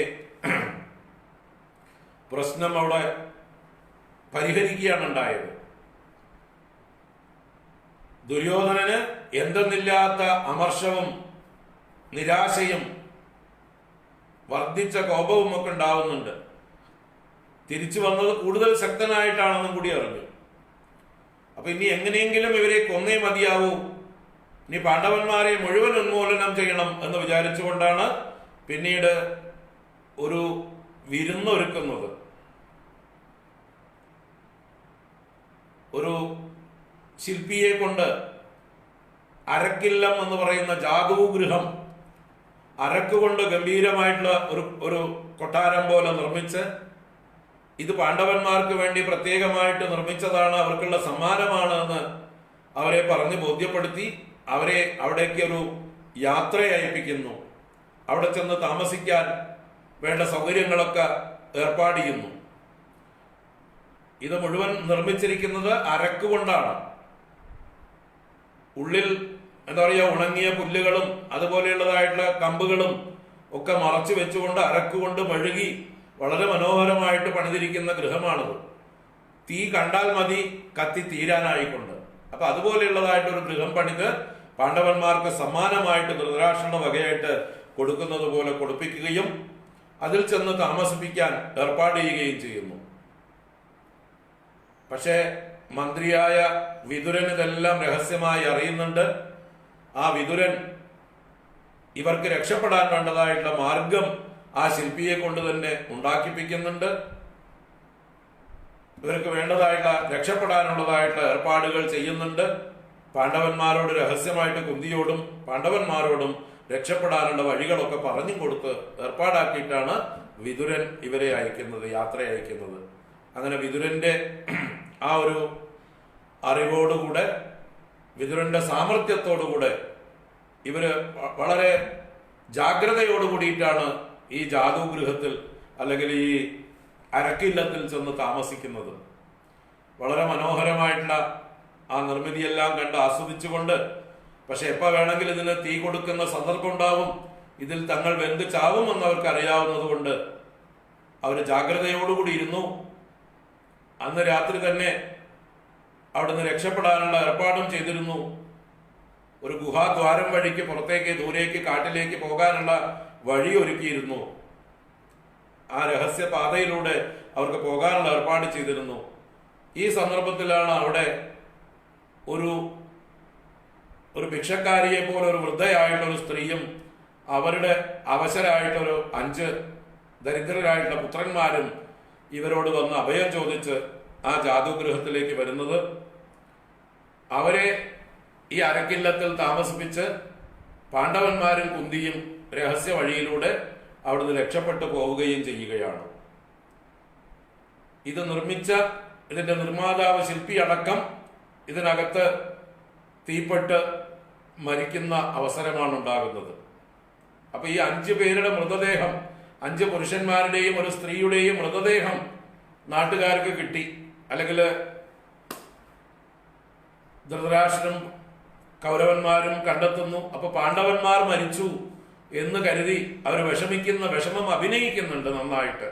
പാണ്ഡവന്മാർ അരക്കില്ലത്തിൽപ്പെട്ട് മരിച്ചു, കുന്തിയും മരിച്ചു എന്ന് പറഞ്ഞ അതിന്റെ ദുഃഖാചരണവും അതിന്റെ എന്താ പറയുക അഭിനയവും ഒക്കെ ഭംഗിയായിട്ടുള്ള കൗരവന്മാർ നടത്തുന്നുണ്ട്, ധൃതരാഷ്ട്രം നടത്തുന്നുണ്ട്. വിതുരന് മാത്രം രഹസ്യം അറിയാം. പക്ഷെ വിതുരന് ഇതിലൊന്നും അപ്പോ പ്രകടമായിട്ടത് പുറത്തേക്ക് കാണിക്കുന്നില്ല. വിതുരൻ ഭീഷ്മ പിതാമഹനോട് മാത്രം രഹസ്യമായിട്ട് കാര്യം പറയുന്നുണ്ട്.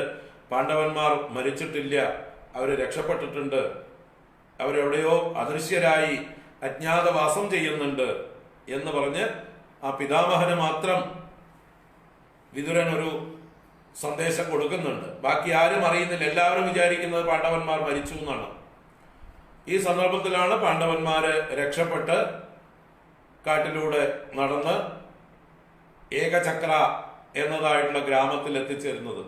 അതിൻ്റെ ഇടയ്ക്കാണ് ഹിഡിംബൻ എന്നതായിട്ടൊരു അസുരൻ രാക്ഷസനെ ഭീമസേനൻ വധിക്കുന്നതും ആ ഹിഡിംബന്റെ സഹോദരിയായ ഹിഡിംബി ഭീമസേനനിൽ ആകൃഷ്ടയാവുകയും ഭീമസേനനിൽ നിന്ന് ഗർഭം ധരിക്കുന്നതായിട്ട് സന്ദർഭമൊക്കെ ഉണ്ടാവുന്നുണ്ട്. അവിടെയാണ് ഗഡോൽഗജൻ എന്ന പുത്രൻ ഭീമസേനന് ഈ ഹിഡിംബിയിൽ ഉണ്ടാകുന്നത്.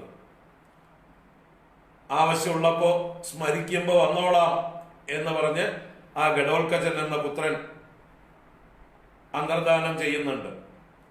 ആ ഹിഡിംബിയും എപ്പോ വേണമെങ്കിൽ സ്മരിച്ചോളൂ, ഞങ്ങൾ കൂടെ ഉണ്ടാകുമെന്ന് പറഞ്ഞ് ആ ഹിഡിംബിയും പുത്രനും അകന്നു പോകുന്നു.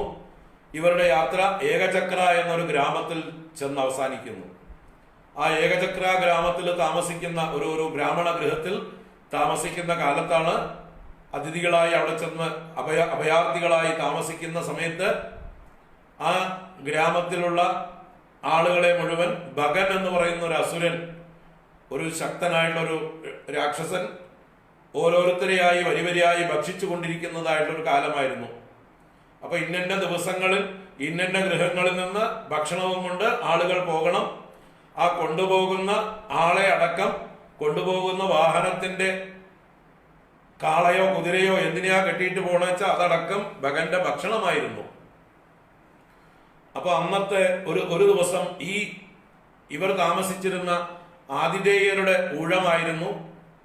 അവിടെ നിന്നുള്ള കുട്ടി, ആകെ കൂടി ഒരു മകനെ ഉണ്ടായിരുന്നുള്ളൂ, ആ കുട്ടി പോകേണ്ടതായിട്ടുള്ള അവസരമായി. അപ്പൊ അവരുടെ ആ കുടുംബത്തിന്റെ ദുഃഖം അതറിഞ്ഞ് ഈ കാരണം അറിഞ്ഞ് ഇങ്ങനൊരു ബലി കൊടുക്കുകയാണ് ഈ കുട്ടിയെ എന്ന് മനസ്സിലാക്കിയതായിട്ടുള്ള കുന്തി ദേവി അതിന് പോംവഴി നിർദ്ദേശിക്കുന്നു. തന്റെ ശക്തനായിട്ടുള്ള പുത്രനെ ഭീമസേനനെ ആ ദൗത്യം ഏൽപ്പിക്കുന്നു. കാരണം കുന്തി ദേവിക്ക് ഭീമസേനനിൽ പരിപൂർണ വിശ്വാസമുണ്ട്. കാരണം വായുപുത്രനാണ്. കൂടാതെ 10,000 ആനയുടെ ശക്തിയും ആർജിച്ചിട്ടാണ് വന്നിരിക്കുന്നത്. അതുകൊണ്ട് ഭീമസേനന് തന്റെ കൈക്കരുത്ത് എന്താ പറയാ കൈത്തരിപ്പ് മാറ്റാനുള്ളതായിട്ടൊരു അവസരം കൂടിയാണ്. അപ്പൊ ഈ ഒരു സന്ദർഭത്തെ കുന്തി ദേവി തന്റെ പുത്രനെ ഭീമസേനനെ ഈ ദൗത്യം ഏൽപ്പിക്കുകയാണ്. ഈ ഭഗന് ഭക്ഷണം കൊണ്ടു കൊടുക്കാനുള്ളതായിട്ടുള്ള ആ വണ്ടിയുടെ കാളവണ്ടി ഓടിക്കാൻ സാരഥ്യം എന്ന് വേണമെങ്കിൽ പറയാം, ആ ദൗത്യം വണ്ടിക്കാരനായിട്ട് ഭീമസേനനെ ഏൽപ്പിക്കുകയാണ്.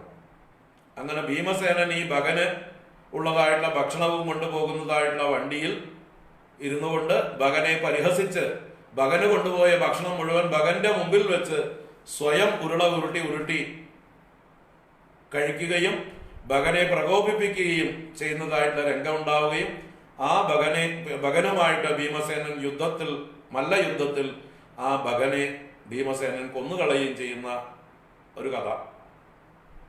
അങ്ങനെ ആ ഗ്രാമത്തെ മുഴുവൻ അവര് അഭയം കൊടുത്തതിന്റെ പ്രത്യുപകാരമായിട്ട് കുന്തിദേവി ഭീമസേനനെ കൊണ്ട് വധിപ്പിച്ചു.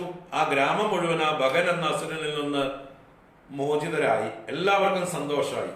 അങ്ങനെ ആ ഒരു ഗ്രാമത്തിൽ അവര് താമസിക്കുന്ന കാലത്താണ് ഇവിടെ ദ്രുപദ ദേശത്ത് പാഞ്ചാലി സ്വയംവരം നടക്കുന്നത്.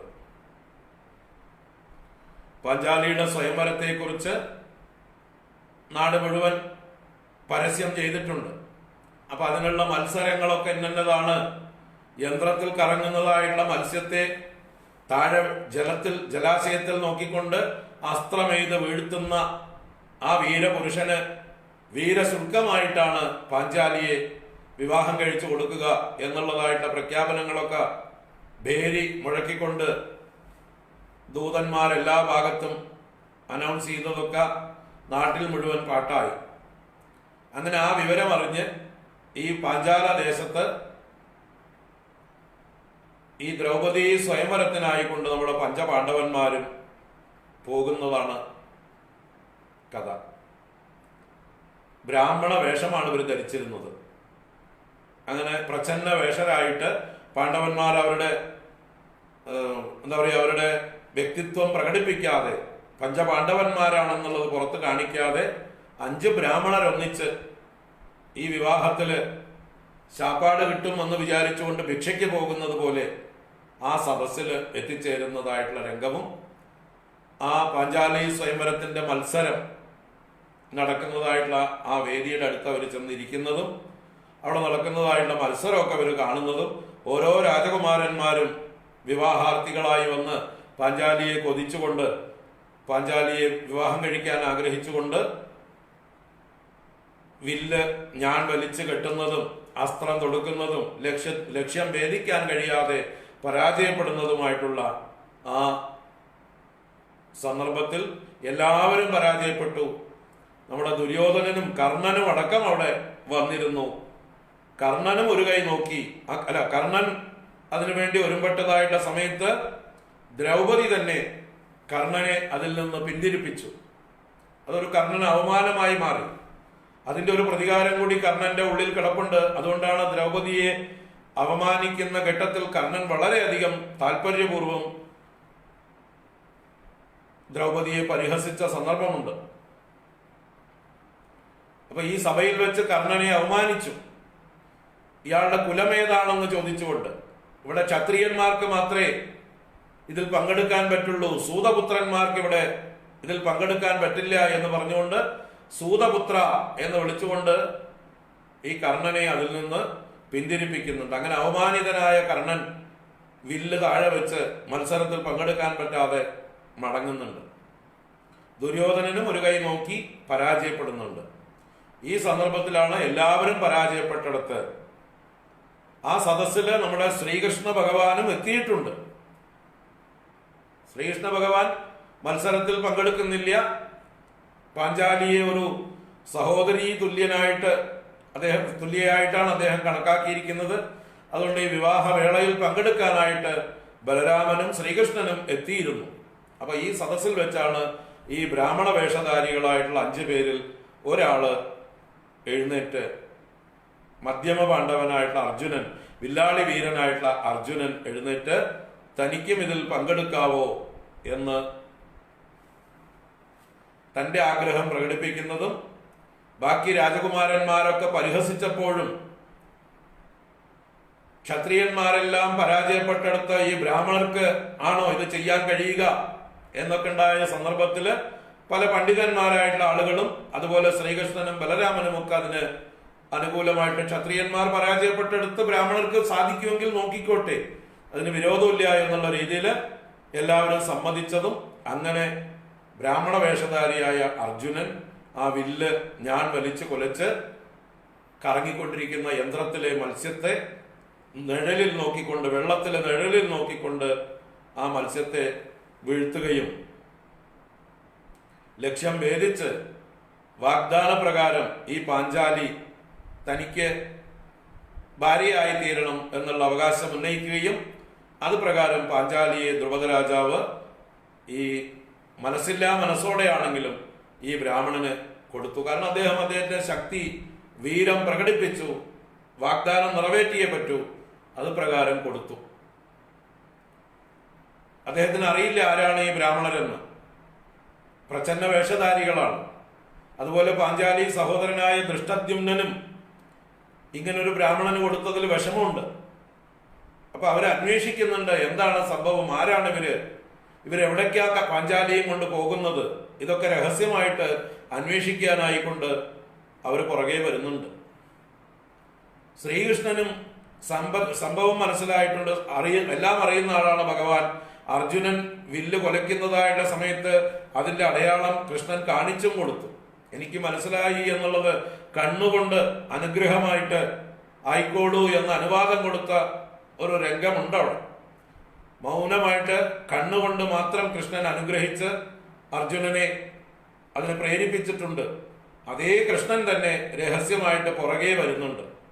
ഇവരെവിടെയാ താമസിക്കുന്നത്, ഇവരെവിടെയായിരുന്നു? കാരണം ഇവര് മരിച്ചു എന്നുള്ളതാണ് ലോകം മുഴുവൻ കേട്ടിരിക്കുന്നത്. പാണ്ഡവന്മാർ ജാതൂഗൃഹത്തിൽ അഗ്നിക്കിരയായി മരിച്ചു എന്നാണ് ലോകം മുഴുവൻ അറിയപ്പെടുന്നത്.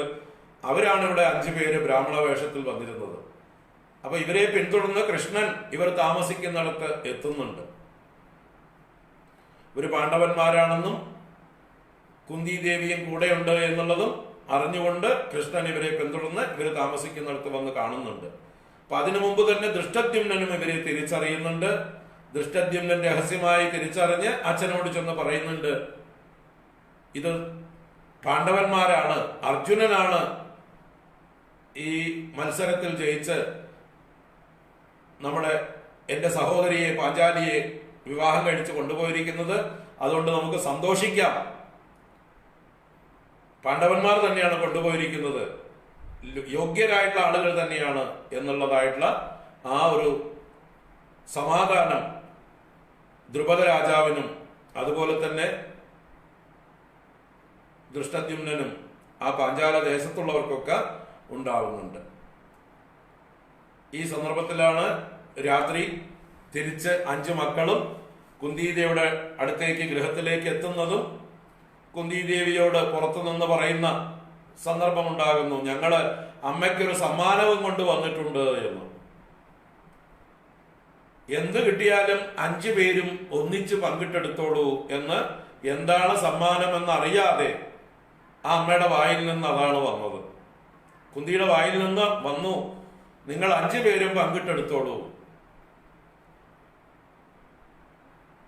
ആ അമ്മയുടെ വാക്ക് സത്യമാക്കണം എന്നുള്ള നിർബന്ധം 5 പേർക്കുമുണ്ട്. അങ്ങനെ 5 പേരും ആ കാര്യത്തിൽ എതിരഭിപ്രായമില്ല. അപ്പൊ ഈ കൊണ്ടുവന്നതായിട്ടുള്ള അർജുനൻ സമ്മാനമായി കൊണ്ടുവന്നതായിട്ടുള്ള പാഞ്ചാലിയെ 5 പേരും പാണ്ഡവന്മാർ വിവാഹം കഴിക്കാൻ സമ്മതിക്കുകയാണ്. 5 പേരുടെയും ഭാര്യയായിട്ട് പാഞ്ചാലിയെ അമ്മയുടെ വാക്കനുസരിച്ച് സ്വീകരിക്കാൻ തയ്യാറാവുകയാണ്. പാഞ്ചാലിക്ക് ചെറിയൊരു വൈക്ലഭ്യം ഉണ്ടായിരുന്നു. ഈ വിവരം ദ്രുപദ ദേശത്തേക്കും അറിയിക്കാനും ദ്രുപദന്റെയും സമ്മതം മേടിക്കാനും ഇവർക്ക് ആഗ്രഹമുണ്ടായിരുന്നു. അത് പ്രകാരം ദ്രുപദനെ അറിയിച്ചതായിട്ടുള്ള സന്ദർഭത്തിൽ ദ്രുപദനത് സമ്മതമായിരുന്നില്ല, ദൃഷ്ടദ്യുമ്നന് സമ്മതമായിരുന്നില്ല. അവർ യുദ്ധത്തിനുള്ളതായിട്ടുള്ള കോപ്പ് കൂട്ടുന്നുണ്ട്. പാണ്ഡവന്മാരെ യുദ്ധം ചെയ്ത്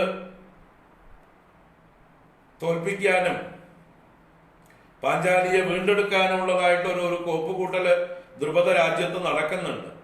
ഈ സന്ദർഭത്തിലാണ് ശ്രീകൃഷ്ണൻ ഇവിടെ വരുന്നതും കുന്തി ദേവിയോടും ഈ 5 പേരോടും പറയുന്നത്, ഇത് നടക്കണം, ഇതിങ്ങനെയേ നടക്കാവൂ, ഇതാണ് ഈശ്വര നിശ്ചയം, നിങ്ങൾ 5 പേരും വിവാഹം കഴിക്കണം, അതിനുള്ള നിയമങ്ങൾ, അതിനുള്ള കാരണങ്ങൾ ഇന്നതൊക്കെയാണെന്ന് പറഞ്ഞിട്ട് ഈ പാഞ്ചാലിയുടെ പൂർവ്വജന്മത്തെക്കുറിച്ച് കുന്തിദേവിയോടും മറ്റ് കൃഷ്ണൻ സൂചിപ്പിക്കുന്നുണ്ട്. ഇവർ 5 പേരും ഭർത്താവായി തീരേണ്ടവളാണ്. അതേപോലെ കൃഷ്ണനും വ്യാസനും ദ്രുപദ ദേശത്തും ചെന്ന് സമ്മതിപ്പിക്കുകയാണ് ഉണ്ടാവുന്നത്. ദ്രുപദനും ദൃഷ്ടദ്യുമ്നനും എതിരായിരുന്നുവെങ്കിലും കൃഷ്ണനും വ്യാസനുമാണ്, അതുപോലെ മഹർഷിമാര് പലരും ഇടപെട്ടിട്ടാണ് ഇതിന്റെ പുറകിലുള്ളതായിട്ടുള്ള രഹസ്യങ്ങൾ പറഞ്ഞു കൊടുക്കുന്നത്. ഈ പാഞ്ചാലി പൂർവജന്മത്തിൽ നളായണി എന്ന പേരിലുള്ള ഒരു കന്യകയായിരുന്നു എന്നും അവള് മഹാദേവനെ തപസ് ചെയ്ത് മഹാദേവൻ പ്രത്യക്ഷമായി എന്ത് വരം വേണമെന്ന് ചോദിച്ചതായിട്ടുള്ള സമയത്ത് ആ നളായണി മഹാദേവനോട് ആവശ്യപ്പെട്ടത് പതിം ദേഹി, പതിം ദേഹി, പതിം ദേഹി, പതിം ദേഹി, പതിം ദേഹി എന്ന് 5 പ്രാവശ്യം വരം ചോദിച്ചു എന്നും, ഭർത്താവിനെ തരൂ, ഭർത്താവിനെ തരൂ എന്ന് 5 പ്രാവശ്യം ചോദിച്ചു എന്നും, അതിന് 5 പ്രാവശ്യം മഹാദേവൻ തദാസ്തു തദാസ്തു എന്ന് പറഞ്ഞ് അനുഗ്രഹിച്ചു എന്നും, ഇവർ 5 പേരും ഈ പഞ്ചപാണ്ഡവന്മാരെ പൂർവജന്മത്തിൽ 5 കാലങ്ങളിൽ ഇന്ദ്രന്മാരായിരുന്നു എന്നും, അവരും ഏതൊക്കെയോ കാരണം കൊണ്ട് മനുഷ്യരായിട്ട് ജനിക്കേണ്ടതുണ്ട്, അവര് ഈ നളായനിയുടെ ഭർത്താക്കന്മാരായി തീരേണ്ടതായിട്ടുള്ള ബന്ധങ്ങളൊക്കെ ഉണ്ട്. അപ്പൊ ഈ ഒരു 5 ഇന്ദ്രന്മാരായിരുന്നവരാണ്, അത്രയും പ്രഗത്ഭരായിരുന്ന ആളുകളാണ്. അപ്പൊ ഈ 5 ഇന്ദ്രന്മാരെയും ഭർത്താവാക്കേണ്ടത് ഇവളുടെ ഒരു പ്രാരബ്ധമാണ്. ഇതൊരു അലൗകികമായിട്ടുള്ള ഒരു നിയമമാണ്, ഈശ്വര നിശ്ചയമാണ്. ഇത് മാറ്റിമറിക്കാൻ പാടുള്ളതല്ല. ഇത് അങ്ങനെ തന്നെ സംഭവിക്കണം.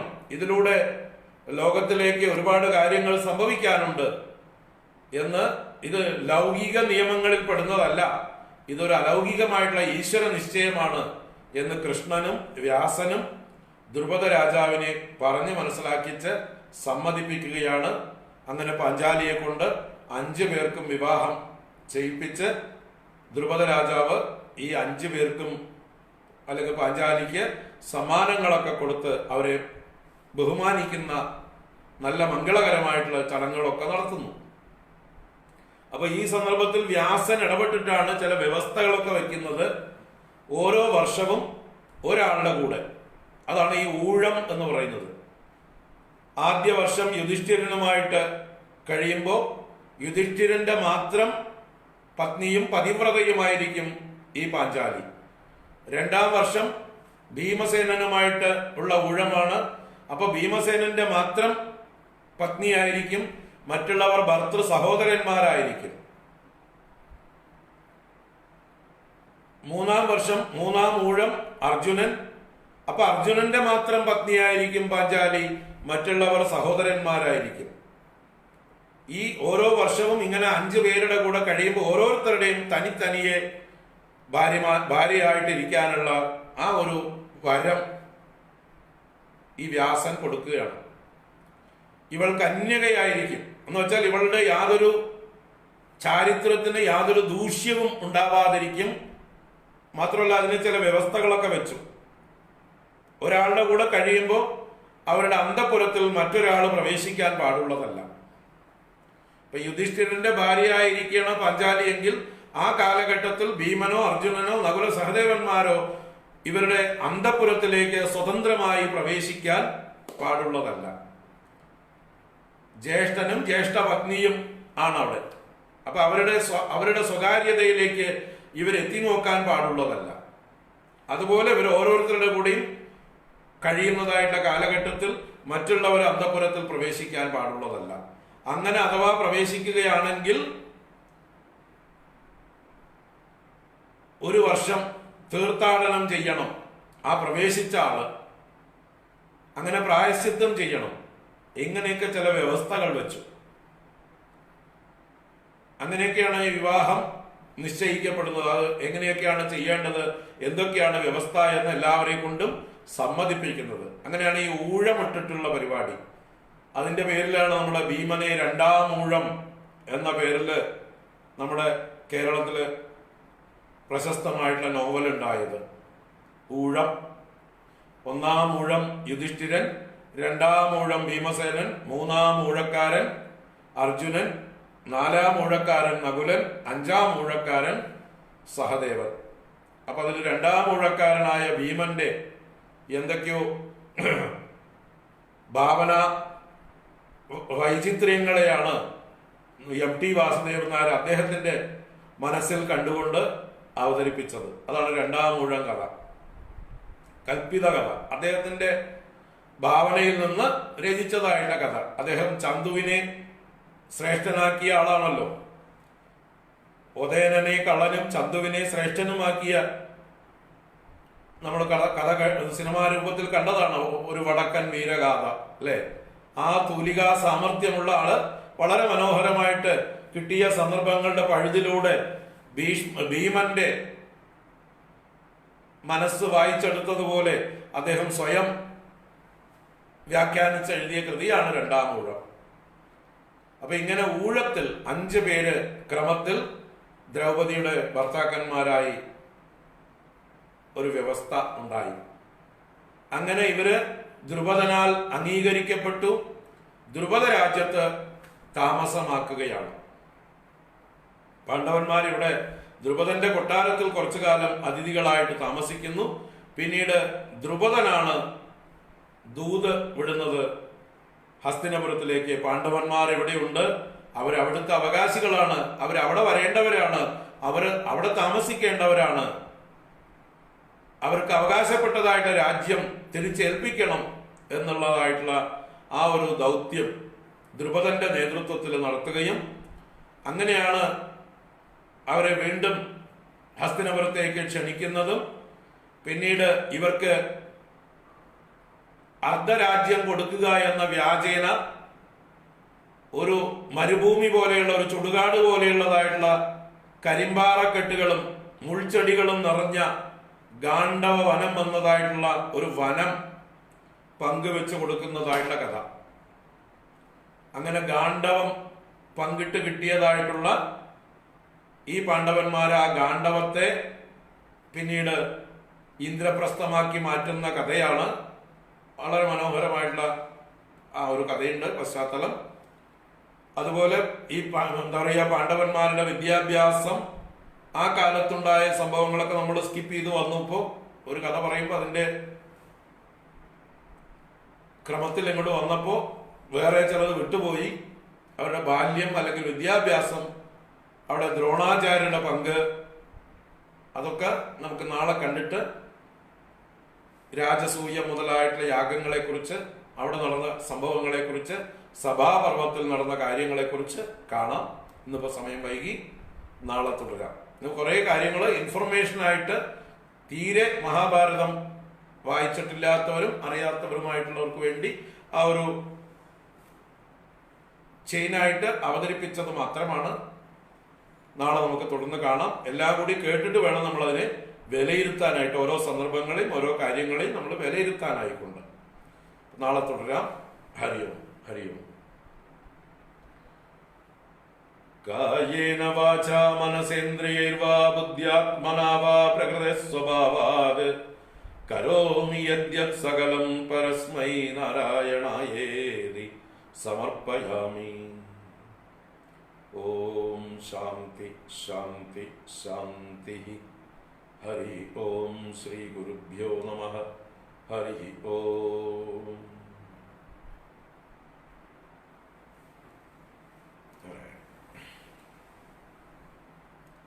എല്ലാവർക്കും ശുഭരാത്രി. നാളെ